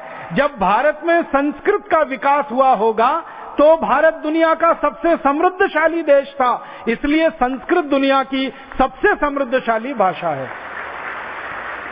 गरीबी में से गरीबी ही निकलती है और समृद्धि में से समृद्धि निकलती है। हमारे समृद्धशाली समय में संस्कृत विकसित हुई, हिंदी विकसित हुई, इसलिए शब्द भंडार दुनिया में सबसे बड़ा है। सबसे गरीब समय था इंग्लैंड का 5वीं शताब्दी का, 6वीं शताब्दी का, जब इंग्लैंड के लोग भूख से मरते थे, उस समय अंग्रेजी विकसित हुई, इसलिए गरीब है। इसलिए अंग्रेजी समृद्धशाली भाषा तो बिल्कुल नहीं है। और एक तर्क देते हैं अंग्रेजी के बारे में, अंग्रेजी विज्ञान की भाषा है, अंग्रेजी तकनीकी की भाषा है। मैं आपको विज्ञान और तकनीकी के बारे में 2-3 छोटी जानकारियां देना चाहता हूं। जब दुनिया देश की भाषाओं के बारे में थोड़ा मैं अभ्यास करने लगा तो मैंने ये जानने की कोशिश की कि सबसे ज्यादा विज्ञान की पुस्तकें किस भाषा में लिखी गई हैं। तो आपको सुनकर हैरानी होगी, दुनिया में सबसे ज्यादा विज्ञान और तकनीकी के विषय की पुस्तकें लिखी गई हैं रूसी भाषा में, और दुनिया में सबसे ज्यादा विज्ञान और तकनीकी के शोध पत्र जो प्रकाशित हुए हैं, रिसर्च पेपर जिनको अंग्रेजी वाले कहते हैं, वो रूसी भाषा में है। तो जिन देशों में सबसे ज्यादा शोध हुआ विज्ञान और तकनीकी का, वो रूस है, जो एक जमाने में सोवियत संघ हुआ करता था। अभी छोटे छोटे टुकड़ों में बंटकर रूस एक अलग देश हो गया। तो रूसी भाषा में सबसे ज्यादा शोध पत्र प्रकाशित हुए, रूसी भाषा में सबसे ज्यादा विज्ञान और तकनीकी की पुस्तकें प्रकाशित हुई हैं। तो विज्ञान और तकनीकी की भाषा रूसी भाषा है। और विज्ञान तकनीकी विषय को अगर छोड़ दें, दर्शन के विषय को ले लें, दर्शन शास्त्र में सबसे ज्यादा पुस्तकें प्रकाशित हुई हैं पूरी दुनिया में, वो जर्मन में है। और सबसे बड़े दर्शन शास्त्री जो दुनिया के माने जाते हैं वो सब जर्मन है, अंग्रेज नहीं है। हम मार्क्स की बात सुनते हैं ना, मार्क्स वो जर्मन था। कांट की बात करते हैं ना, वो जर्मन था। हीगेल की बात करते हैं, वो जर्मन था। दुनिया के सारे उच्च श्रेणी के दर्शन शास्त्री जर्मनी देश के रहे हैं और जर्मन भाषा में काम किया है, इसलिए दर्शन शास्त्र की सबसे ज्यादा पुस्तकें जर्मनी में छपी हैं।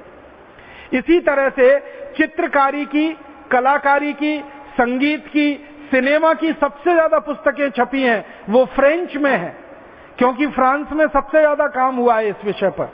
कला, चित्रकारी, भवन निर्माण, मूर्ति कला, वास्तुकला, इन सब कलाओं पर सबसे ज्यादा पुस्तकें छपी हैं, वो फ्रेंच में है। और इतिहास के विषय में सबसे ज्यादा पुस्तकें छपी हैं दुनिया में, वो स्पेनिश में है, पोर्चुगीज में है, फ्रेंच में है, जर्मन में है। अगर आप इसमें अंग्रेजी को ढूंढेंगे तो अंग्रेजी कहीं नहीं है। अगर एक शब्द में, एक वाक्य में मैं ये कहूं कि इतिहास में सबसे ज्यादा पुस्तकें अंग्रेजी भाषा को छोड़कर सभी भाषाओं में हैं। दर्शन शास्त्र में सबसे ज्यादा पुस्तकें अंग्रेजी भाषा को छोड़कर अन्य भाषाओं में है, जर्मन में तो सबसे ज्यादा है। विज्ञान और तकनीकी में सबसे ज्यादा पुस्तकें रूसी भाषा में है, अंग्रेजी में तो बहुत कम है, क्योंकि अंग्रेजी में विज्ञान और तकनीक का शोध सबसे कम हुआ है। लेकिन आप हैरान हो जाएंगे, आप ये कहेंगे कि हमको तो सारी दुनिया में ये बताया जाता है, ये वैज्ञानिक इंग्लैंड का, वो वैज्ञानिक इंग्लैंड का, ये तकनीशियन इंग्लैंड का, वो तकनीशियन इंग्लैंड का। मैं आपको एक बात कहना चाहता हूं जो बहुत खराब है, लेकिन वो सच्ची बात है। इंग्लैंड की भाषा अंग्रेजी में सबसे कम विज्ञान और तकनीकी पर शोध हुआ है, लेकिन दुनिया में जो कुछ अंग्रेजी में छपा है उनमें से आधे से ज्यादा चोरी का है, दूसरों ने शोध किया है, उसको अंग्रेजों ने अपना नाम लगा के छाप दिया है। कभी समय आया तो आपके सामने एक विषय पे बात करूंगा कि अंग्रेज वैज्ञानिकों ने भारत के वैज्ञानिकों की क्या क्या शोध चुराई है और कौन कौन सी तकनीकी अपने नाम से प्रकाशित कराई है। दुनिया में एक बहुत बड़ा झूठ पूरी दुनिया में चलाया जा रहा है। संकेत में कह रहा हूं कि हवाई जहाज का आविष्कार राइट ब्रदर्स ने किया। आपको सुनकर हैरानी होगी, राइट ब्रदर्स से लगभग 14-15 साल पहले हवाई जहाज का आविष्कार पूना में हुआ था, भारतीय वैज्ञानिकों ने किया था। इसी तरह से सारी दुनिया में एक झूठ फैलाया गया, बर्फ का आविष्कार अंग्रेज वैज्ञानिकों ने किया। एक तो बर्फ वो होती है जो प्रकृति से हमको मिलती है, बारिश जैसे गिरती है ना वैसे बर्फ गिरती है, उसकी बात नहीं कर रहा हूं। प्रयोगशाला में बर्फ बनाने का आविष्कार ये कहते हैं इंग्लैंड के वैज्ञानिकों ने किया 17वीं शताब्दी में। हमारे पास इस बात के प्रमाण है कि 10वीं शताब्दी में भारत में बर्फ निर्माण की फैक्ट्रियां चलती थी। इंग्लैंड में 17वीं शताब्दी में बर्फ का निर्माण का उन्होंने पहली बार शोध किया। यहां 10वीं शताब्दी में सन 1000 के आसपास बर्फ बनाने की सैकड़ों फैक्ट्रियां थी भारत में, जहां फैक्ट्री में बर्फ बनती थी, और बर्फ का आविष्कार तो उसके बहुत पहले का है। ऐसे ही दुनिया के सामने एक बहुत बड़ा झूठ प्रचारित कर रखा है। न्यूटन ने गुरुत्वाकर्षण के नियमों का आविष्कार किया। किसी भी क्रिया की बराबर और विपरीत प्रतिक्रिया होती है। वो आपने पढ़ा है ना बचपन में, न्यूटन के 3 सिद्धांत या न्यूटन के 3 नियम, क्रिया की बराबर और विपरीत दिशा में प्रतिक्रिया होती है। ये तो भारतीय वैज्ञानिक सब 9वीं 10वीं शताब्दी में बोलकर चले गए, किसी भी क्रिया की बराबर और विपरीत दिशा में प्रतिक्रिया होती है। हमारे यहां बहुत सारी शोधें बहुत पहले हो चुकी थी, अंग्रेजों ने उनको अपना नाम लगा लगा के सारी दुनिया में प्रचारित कर दिया। आपको मालूम है एक अंग्रेज के नाम से सारी दुनिया में कहा जाता है। टेलीफोन का आविष्कार ग्राहम बेल ने किया। टेलीफोन का आविष्कार भारतीय वैज्ञानिक प्रोफेसर जगदीश चंद्र बसु का है। वो अंग्रेज ग्राहम बेल अपने नाम से सारी दुनिया में छपा लिया उसको। यूरोप के और अंग्रेजों के नाम ये कहा जाता है कि पौधों में जीवन है, पौधे हंसते हैं, पौधे बोलते हैं, पौधे रोते हैं, पौधे मुस्कुराते हैं। ये सबसे पहली शोध अंग्रेजों के द्वारा दुनिया में आई। ये शोध तो भारतीय वैज्ञानिकों की है और अंग्रेजों से सैकड़ों साल पहले की है। तो अंग्रेजों ने विज्ञान और तकनीकी में कोई मूल शोध नहीं किया है। दूसरे देशों में जो शोध हुए हैं उनको चुरा चुरा कर अपने नाम से प्रकाशित किया है। हम तो ऐसे एक मुश्किल में फंस गए कि जब अंग्रेज सारी दुनिया को ये कह रहे थे कि ये विज्ञान की शोध हमने की, ये विज्ञान की शोध हमने की, अगर उस समय भारत आजाद होता तो अंग्रेज सारी दुनिया के सामने झूठे सिद्ध हो जाते और हम उनके मुकाबले खड़े होकर कहते कि झूठ मत बोलो, ये शोध तो पहले भारत में हुई है और इस शताब्दी में हो चुकी है। ये आपको मालूम है चिकन पॉक्स एक बीमारी होती है, उसके टीके लगाने के आविष्कार के बारे में अंग्रेजों के नाम लिखा हुआ है कि टीके का आविष्कार अंग्रेजों ने किया। अंग्रेजों से 300 साल पहले इस भारत देश में चिकन पॉक्स का टीका बनता था और लगाया जाता था, उसके प्रमाण मिल चुके हैं और अब अंग्रेजों ने इसमें बोलना बंद कर दिया है। अंग्रेजों ने सारी दुनिया में एक झूठ फैलाया कि शल्य चिकित्सा में सबसे ज्यादा शोध हमने किया। अब उन अंग्रेजों के मुंह पर हम मार सकते हैं कि तुमने शल्य चिकित्सा में क्या किया। दुनिया की शल्य चिकित्सा में जो आधुनिकतम चिकित्सा मानी जाती है प्लास्टिक सर्जरी, वो भारत में अंग्रेजों के आने के हजारों साल पहले से चल रही थी और उसके प्रमाण खुद अंग्रेज वैज्ञानिकों ने और अंग्रेज शल्य चिकित्सकों ने लिखे हैं अपनी पुस्तकों में। अब हमारी मुश्किल क्या है कि हम सारी दुनिया को अमेरिका और इंग्लैंड मानते हैं और ये 2 देश हैं पूरी दुनिया में। इसके अलावा 198 और भी देश हैं पूरी दुनिया में। अब चूंकि अमेरिका, इंग्लैंड, कनाडा, ऑस्ट्रेलिया जैसे 3-4 देशों में अंग्रेजी है तो हमारी दुनिया भी इन्हीं देशों तक सीमित हो गई है। हमारे लिए 7 समंदर पार माने इंग्लैंड, हमारे लिए 7 समंदर पार माने अमेरिका। 7 समंदर पार तो 198 देश हैं, ये इंग्लैंड और अमेरिका तो 2 हैं। तो चूंकि 2 देशों तक हमारी दृष्टि सीमित है इसलिए हमको दिखाई देता है कि जो भी कुछ विदेशी नाम है वो सब अंग्रेज है। अंग्रेज नाम तो बहुत कम मिलेंगे दुनिया में। अगर आप बहादुरी में देखेंगे, जिन्होंने बहादुरी से सेनाओं के नेतृत्व करके दुनिया के देशों को जीता है, ऐसे लोगों की सूची बनाएंगे तो अंग्रेजों का नाम उसमें बिल्कुल नीचे फिसड्डी है। मैं आपको एक रहस्य की बात बताना चाहता हूं जो थोड़े दिन पहले पता चली कि इंग्लैंड की तरफ से जितने बहादुर सेनापति दूसरे देशों को जीतने के लिए निकले उनमें से एक भी इंग्लिश नहीं था, सब स्कॉटिश थे। सारे के सारे स्कॉटिश थे। और स्कॉटलैंड एक अलग देश है, जिनकी अलग भाषा है, जिनकी अलग भूषा है, जिनका अलग पूरा का पूरा साहित्य है, जिनकी मुद्रा अलग है, जिनके कानून अलग हैं, जिनका संविधान अलग है।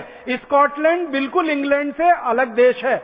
और स्कॉटलैंड के जो निवासी थे वो चूंकि अंग्रेजों के गुलाम हो गए थे इसलिए अंग्रेज जहां भी मरने के लिए भेजते थे स्कॉटिश लोगों को भेज दिया करते थे, ये खुद नहीं जाते थे कभी युद्ध में। इसलिए दुनिया में जितने अंग्रेजों के नाम पर बड़े नाम लिए जाते हैं सेनापतियों के, वो सब स्कॉटिश हैं। और दूसरे नंबर पर आयरिश हैं। इंग्लिश तो बहुत कम है। मैं आपको एक रोचक बात बताना चाहता हूं। भारत में 84 गवर्नर जनरल आए अंग्रेजों की तरफ से राज करने के लिए। पहला आया रॉबर्ट क्लाइव। आपको मालूम है ये रॉबर्ट क्लाइव स्कॉटिश था, ये इंग्लिश नहीं था। और आखिरी आया वो भी अंग्रेज नहीं था, वो आयरिश था। माउंटबेटन का नाम हमने सुना? भारत का आखिरी गवर्नर जनरल माउंटबेटन, और भारत में पहला अंग्रेज सेनापति रॉबर्ट क्लाइव स्कॉटिश था और माउंटबेटन आयरिश था। तो स्कॉटिश और आयरिश जैसे 84 बड़े अधिकारी यहां आए। हम दुर्भाग्य से उन सबको अंग्रेज मान के बैठे हैं, वो अंग्रेज नहीं थे। आयरिश अलग कौम है, इंग्लिश अलग कौम है, स्कॉटिश अलग कौम है, इंग्लिश अलग कौम है।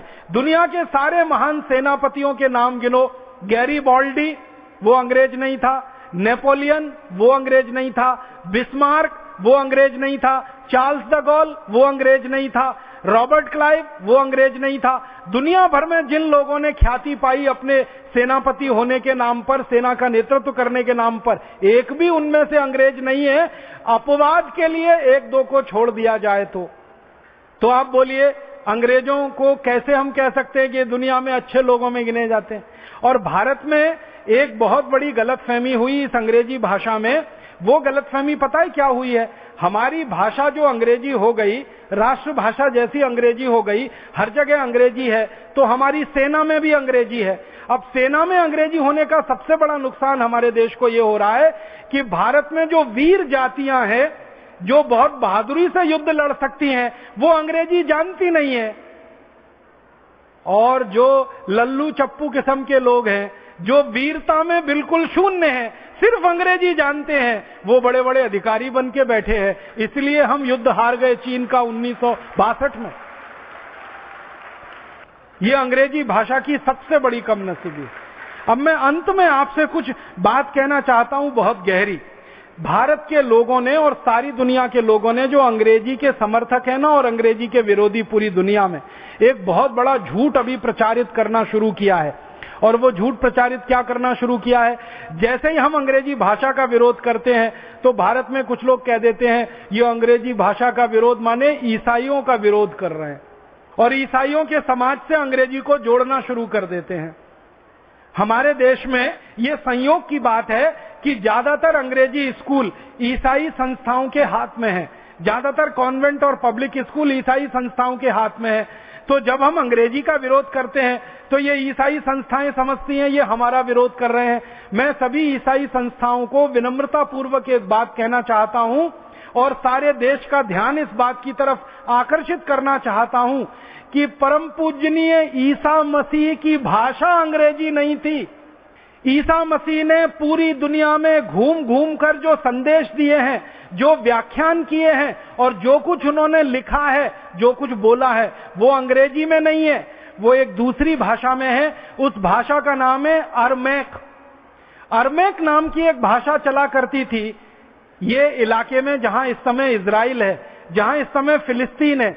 इजराइल है, फिलिस्तीन है, इस क्षेत्र में एक भाषा चला करती थी आज से कुछ वर्ष पहले तक, लगभग 2000 वर्ष पहले तक। उस भाषा का नाम है अरमैक और उसकी अपनी लिपि थी। और अरमैक लिपि को अगर आप समझना चाहें तो वो बिल्कुल वैसी ही थी जैसे बांग्ला लिपि है। हम बांग्ला लिखते हैं ना, बांग्ला, आसामी लिखते हैं, बिल्कुल इसी लिपि में अरमैक लिखी जाती थी। और अरमैक के बहुत सारे शब्द हिंदी में मिलते हैं। हो सकता है हिंदी में से बहुत सारे शब्द अरमैक में गए हों, क्योंकि हिंदी का इतिहास तो अरमैक से बहुत पुराना है। तो अरमैक भाषा में बोलते थे ईसा मसीह, और अरमैक भाषा में लिखे गए उनके सारे व्याख्यान। और आपको यह भी जानकारी देना चाहता हूं कि दुनिया की सबसे पहली बाइबल लिखी गई वो भी अरमैक में लिखी गई। अंग्रेजी में बाद में उसका भाषांतर हुआ।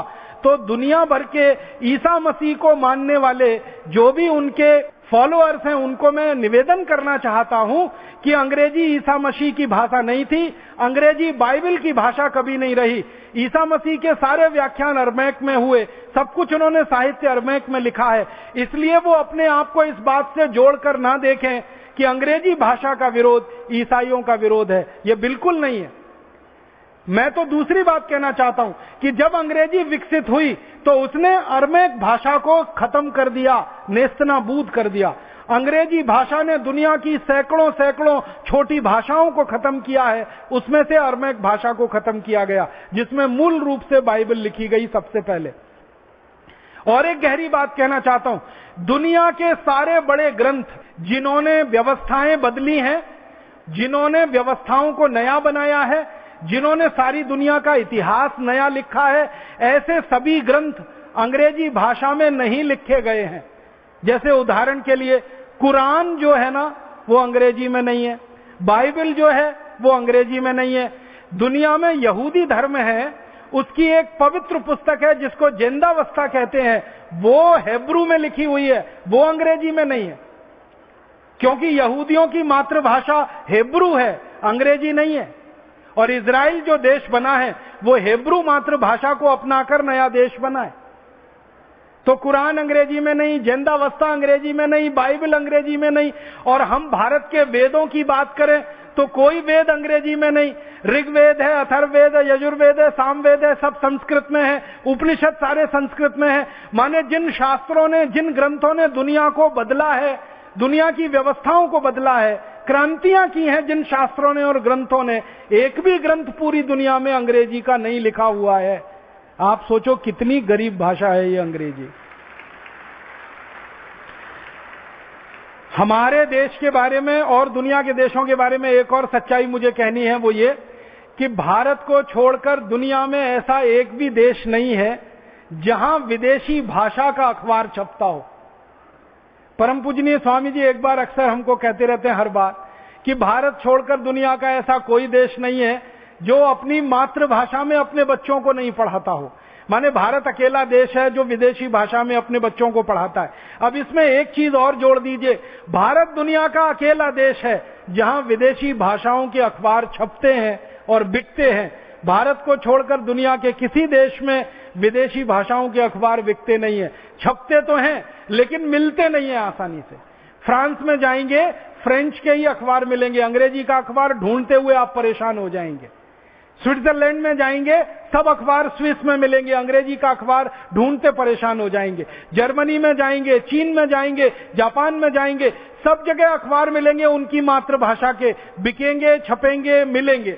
भारत एक अकेला देश है जहां कहीं भी चले जाइए अंग्रेजी के अखबार तो जरूर मिल जाएंगे। दिल्ली में मिल जाएंगे, यहाँ हरिद्वार में मिल जाएंगे, आगरा है, बरेली है, छोटे छोटे शहरों में मिल जाएंगे। बहुत शर्मनाक है ये स्थिति कि हमारे यहाँ विदेशी भाषा के अखबार हर जगह मिल जाएं और दुनिया के किसी भी देश में जाएं तो विदेशी भाषा का कोई अखबार ना मिले। और पता चला कि हमारे देश में तो नीतियां भी ये अंग्रेजी अखबार के मालिकान ही बनवाते हैं और बड़े अखबारों में विज्ञापन भी अंग्रेजी अखबारों को ही मिलते हैं। और चूंकि विज्ञापन ज्यादा अंग्रेजी अखबारों को मिलते हैं इसलिए नीतियां बनवाने में उनकी बड़ी महत्वपूर्ण भूमिका है। और भारत के जो नीति निर्धारक हैं, अधिकारी और नेता, ये ज्यादातर अंग्रेजी अखबार पढ़ते हैं और वो उसी से प्रभावित होकर नीतियां बनाते हैं। इसलिए आम आदमी के जीवन से जुड़ी हुई कोई समस्या का समाधान भारत की नीतियों में नहीं मिलता, व्यवस्थाओं में नहीं मिलता। मैं एक दो छोटी सी कुछ गहरी और दिल की बात आपसे कहना चाहता हूं, वो ये भारत के बारे में एक बहुत गहरी बात जो मुझे बहुत चुभती है, वो ये कि आजादी जब नहीं मिली थी तब इस देश में गुलामी थी और 565 छोटे छोटे राज्य हुआ करते थे। आजादी मिल गई, आजादी आ गई और 565 राज्यों के अब 33 राज्य बन गए। लेकिन आपको सुनकर बहुत दुख होगा कि जब भारत आजाद नहीं था तो 565 राज्यों की मूल भाषा स्थानीय भाषा हुआ करती थी, मातृभाषा हुआ करती थी, अंग्रेजी किसी राज्य में नहीं चलती थी। लेकिन भारत जब आजाद हो गया तो भारत में मूल भाषा, मातृभाषाएं पूरी तरह से खत्म कर दी गई और हर जगह अंग्रेजी अंग्रेजी अंग्रेजी हावी हो गई। भारत में अंग्रेजों के जमाने में जो कलेक्टर हुआ करता था उसको एक निर्देश होता था कि वो स्थानीय भाषा को जब तक सीखेगा नहीं उसको किसी भी पद पर रखा नहीं जाएगा। अब आजादी के बाद जो कलेक्टर होता है इस देश में उसको ये निर्देश होता है कि स्थानीय भाषा जानो या ना जानो, अंग्रेजी आनी चाहिए तभी तुमको नियुक्ति मिलेगी, नहीं तो नियुक्ति नहीं मिलेगी।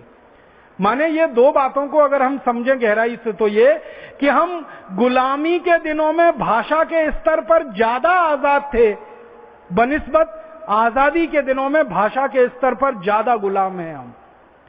जब हमारे राजकाज की पूरी भाषा अंग्रेजी हो गई है, राजकाज के व्यवहार की पूरी भाषा अंग्रेजी हो गई है, मुझे बहुत दुख होता है, दर्द होता है, आपको भी शायद होता होगा।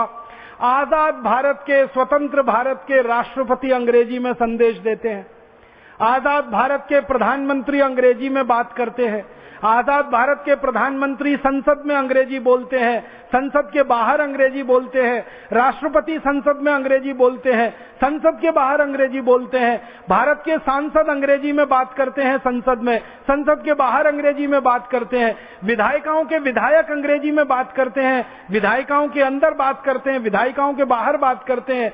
हमारे देश की अदालतों में न्याय जिसको चाहिए, वादी हो या प्रतिवादी, वो अंग्रेजी में बेचारा पूरी बहस को टुकुर टुकुर देखता रहता है। जैसे बकरे को हलाल करते समय बकरा अपनी आंखों से देखता रहता है टुकुर टुकुर, ऐसे न्याय की अदालत में खड़ा हुआ हमारे देश का कोई न्याय पाने वाला व्यक्ति पूरी बहस को अंग्रेजी में देखता रहता है, न उसके समझ में आती है, न उसके पल्ले पड़ती है। उसका वकील अंग्रेजी में बोल रहा है, सामने वाला वकील अंग्रेजी में जवाब दे रहा है, न्यायाधीश अंग्रेजी में सवाल कर रहा है, अंग्रेजी में जवाब दे रहा है, अंग्रेजी में पूरा का पूरा वो न्याय का फैसला लिख रहा है, वो फैसले की छपाई अंग्रेजी में हो रही है और वो न्याय पाने वाले के हाथ में दे दी जाती है, भाई तुम इसको पढ़ लो और समझ लो। क्या पढ़ेगा, क्या समझेगा, क्योंकि 1 करोड़ से भी कम लोग अंग्रेजी जानते हैं, समझते हैं। बहुत दुख होता है जब हम बाजारों में जाते हैं, दुकानों पर नाम पट्टिकाएं अंग्रेजी में लिखी गई हैं, दुकानों पर मिलने वाली वस्तुओं के नाम अंग्रेजी में लिखे गए हैं।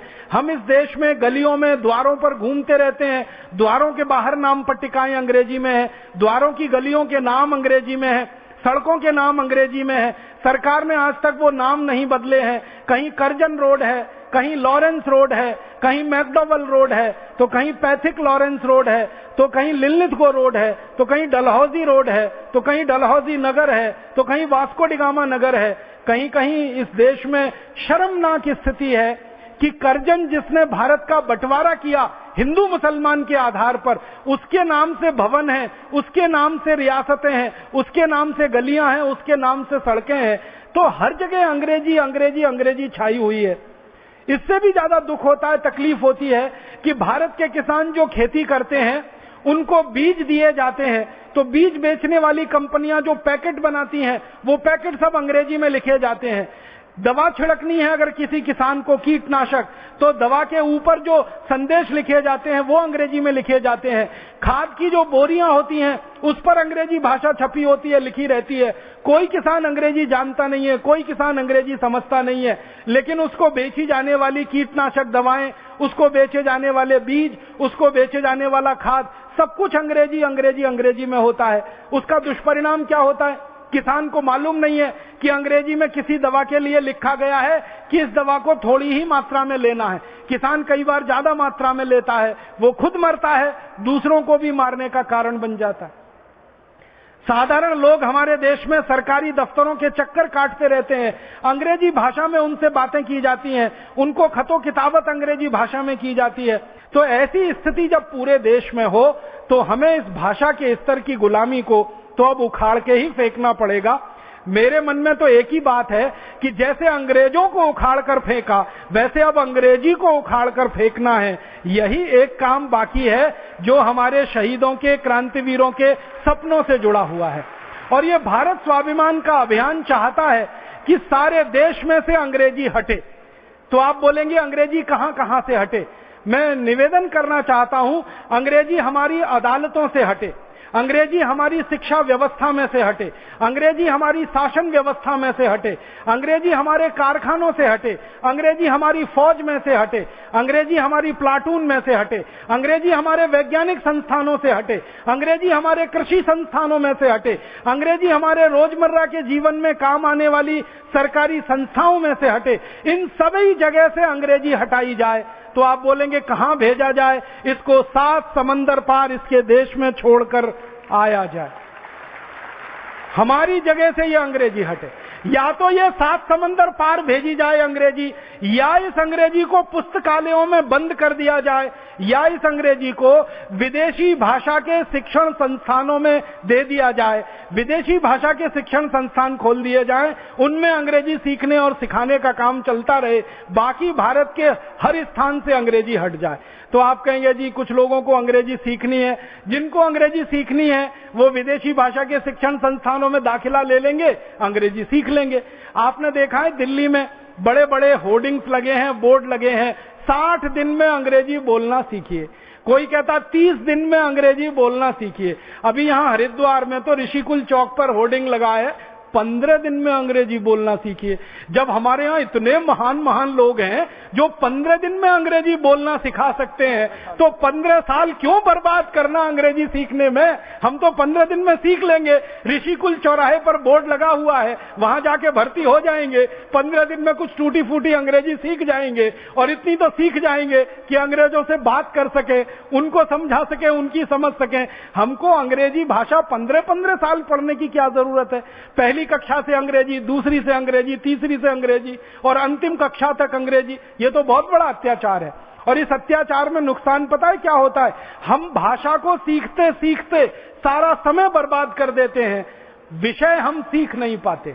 हमको गणित सीखना है, हमको दर्शन शास्त्र सीखना है, इतिहास सीखना है, भूगोल सीखना है, हमको भौतिकी सीखनी है, रसायन शास्त्र सीखना है, अन्य अन्य शास्त्र सीखने हैं, लेकिन ये चूंकि सब अंग्रेजी से जुड़े हुए हैं तो अंग्रेजी सीखने में ही 8-10 साल निकल जाते हैं। फिर इन शास्त्रों को सीखने का जब समय आता है तो अंग्रेजी के बोझे से इतने लद जाते हैं कि ये शास्त्र छूट जाते हैं, अंग्रेजी आगे आ जाती है। और जो लोग शास्त्र सीख जाते हैं उनको चूंकि अंग्रेजी नहीं आती है, इसलिए माना जाता है कि ये जिंदगी के हर क्षेत्र में बेकार है। और इसके चक्कर में हमारे देश का एक बड़ा नुकसान हो रहा है। 18 करोड़ विद्यार्थी प्राथमिक कक्षा में भर्ती होते हैं और अंतिम कक्षा तक निकलते निकलते वो 1 करोड़ रह जाते हैं। भारत सरकार कहती है 17 करोड़ विद्यार्थी केवल और केवल इस कारण से फेल हो जाते हैं कि वो अंग्रेजी नहीं जान पाते, नहीं सीख पाते। आप सोचो 17 करोड़ विद्यार्थियों के ऊपर कितना बड़ा अन्याय और कितना बड़ा अत्याचार हो रहा है। ये अन्याय और अत्याचार अब ज्यादा दिन हमें नहीं सहना है। इस अन्याय और अत्याचार के खिलाफ पूरी ताकत और बुलंदी से लड़ना है। भारत स्वाभिमान अभियान इसी काम के लिए समर्पित है और आप सभी भारत स्वाभिमान अभियान के कार्यकर्ता इसी के लिए समर्पित हैं। मैं आपसे निवेदन ये करना चाहता हूं कि आप अपने जीवन से शुरुआत करिए और इस विदेशी भाषा की गुलामी का जो जुआ आपने अपने कंधे पे ओढ़ रखा है, लाद रखा है, इसको एक क्षण में उठाकर फेंक दीजिए। एक झटके से इस गुलामी को हटाइए, अपने जीवन से इसको निकालिए। आप बोलेंगे हम हमारे जीवन से क्या करें, कैसी शुरुआत करें अंग्रेजी को हटाने की? अंग्रेजी को हटाने की सबसे पहली शुरुआत करिए कि आप अपने घर में बच्चों के नाम, बेटे और बेटियों के नाम अंग्रेजी में रखना तत्काल बंद करिए। हमने ऐसी मूर्खता अपने घरों में अपनाई हुई है। बेटे का नाम टिंकू, बेटी का नाम Dimple, Twinkle, Baby, Dabli, Dolly, Daisy, Bablu, Dablu, Bablu, Dablu, पता नहीं क्या क्या नाम है। नामों का अर्थ नहीं मालूम, रखे हुए हैं। मुझे कभी कभी इतनी हंसी आती है। पिताजी का नाम राम प्रसाद, माताजी का नाम गायत्री देवी, बेटे का नाम टिंकू।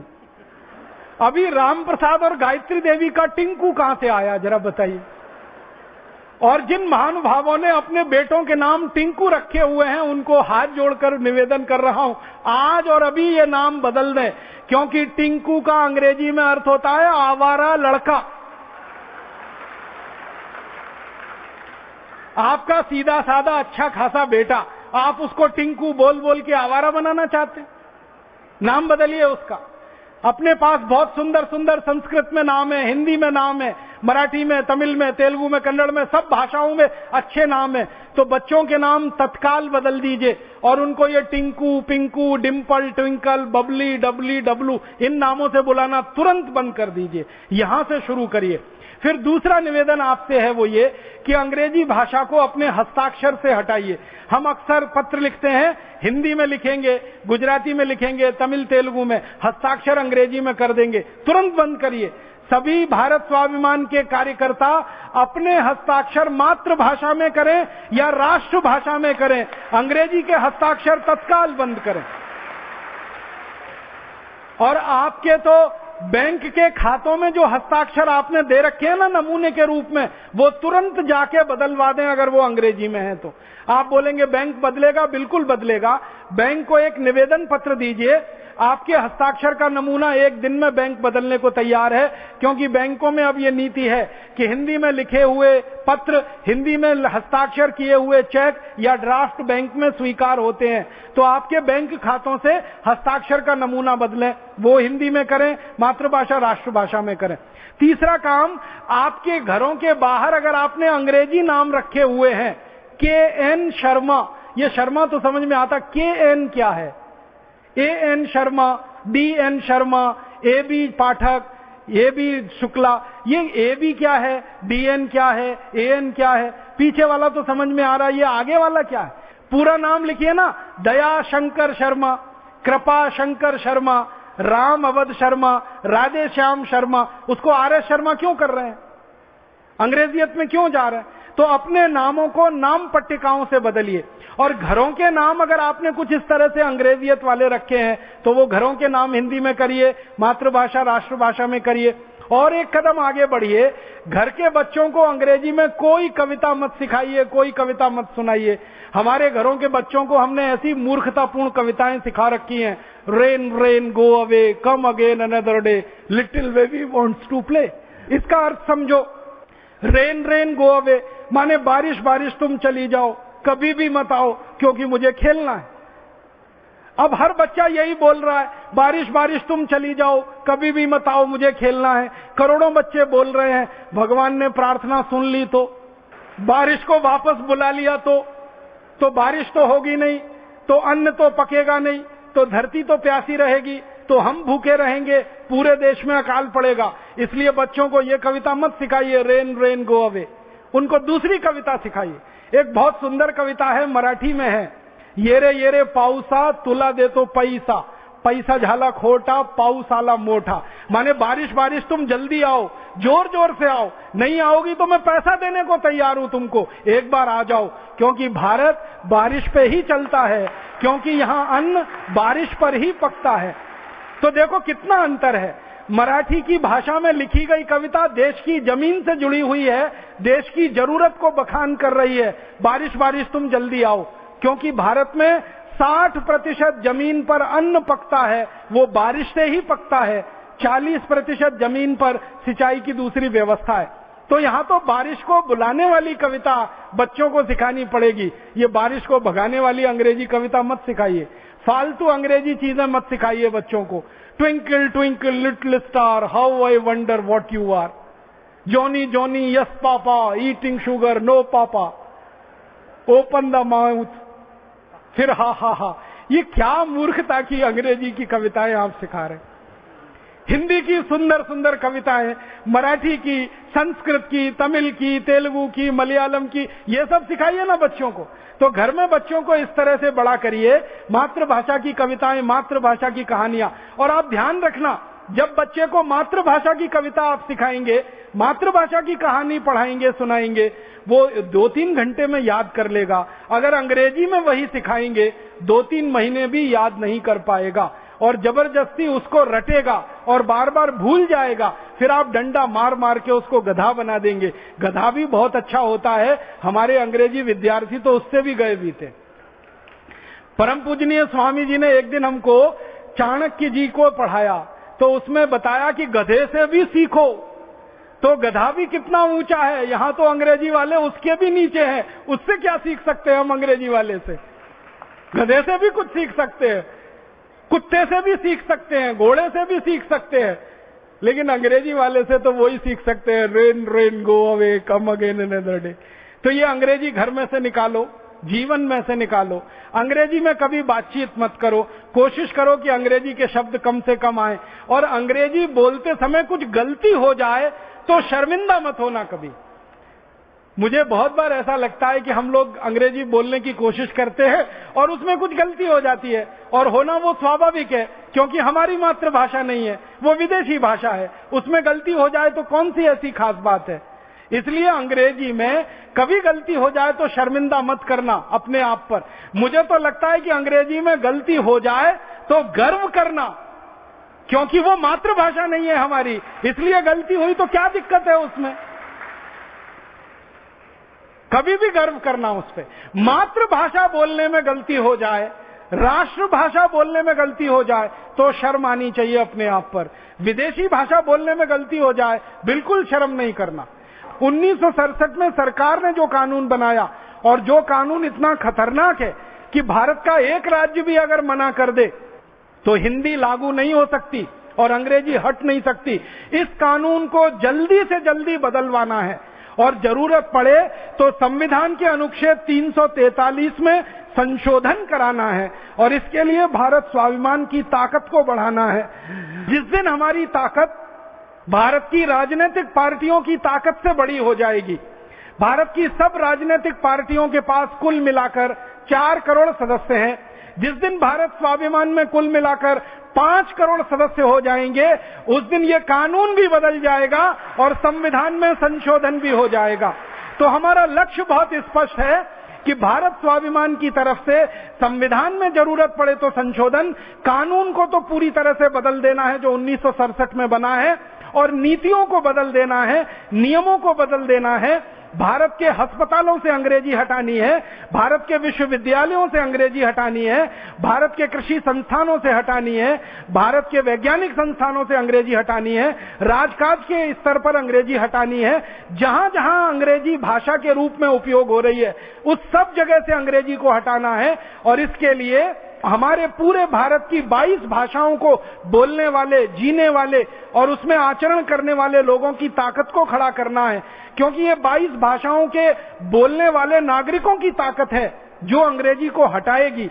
ये 22 भाषाओं के बोलने वाले नागरिकों की हिम्मत है जो अंग्रेजी को भारत से भगाएगी, और ये 22 भाषाओं को बोलने वाले नागरिकों की हिम्मत है जिसके कारण से इस देश से अंग्रेजी को हम 7 समंदर पार वापस भेजेंगे।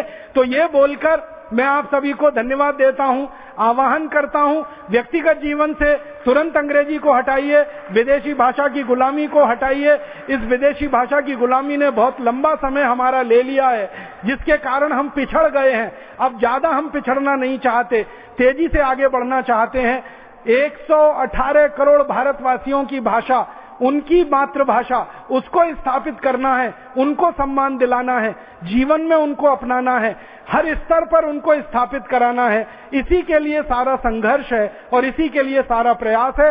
ईश्वर हमको सद्बुद्धि दे, ईश्वर हमको साहस दे, ईश्वर हमको पूरी हिम्मत दे, और हम सबकी एकता बनी रहे और आगे ये बढ़ती रहे और हम इस उद्देश्य में सफल हो पाए।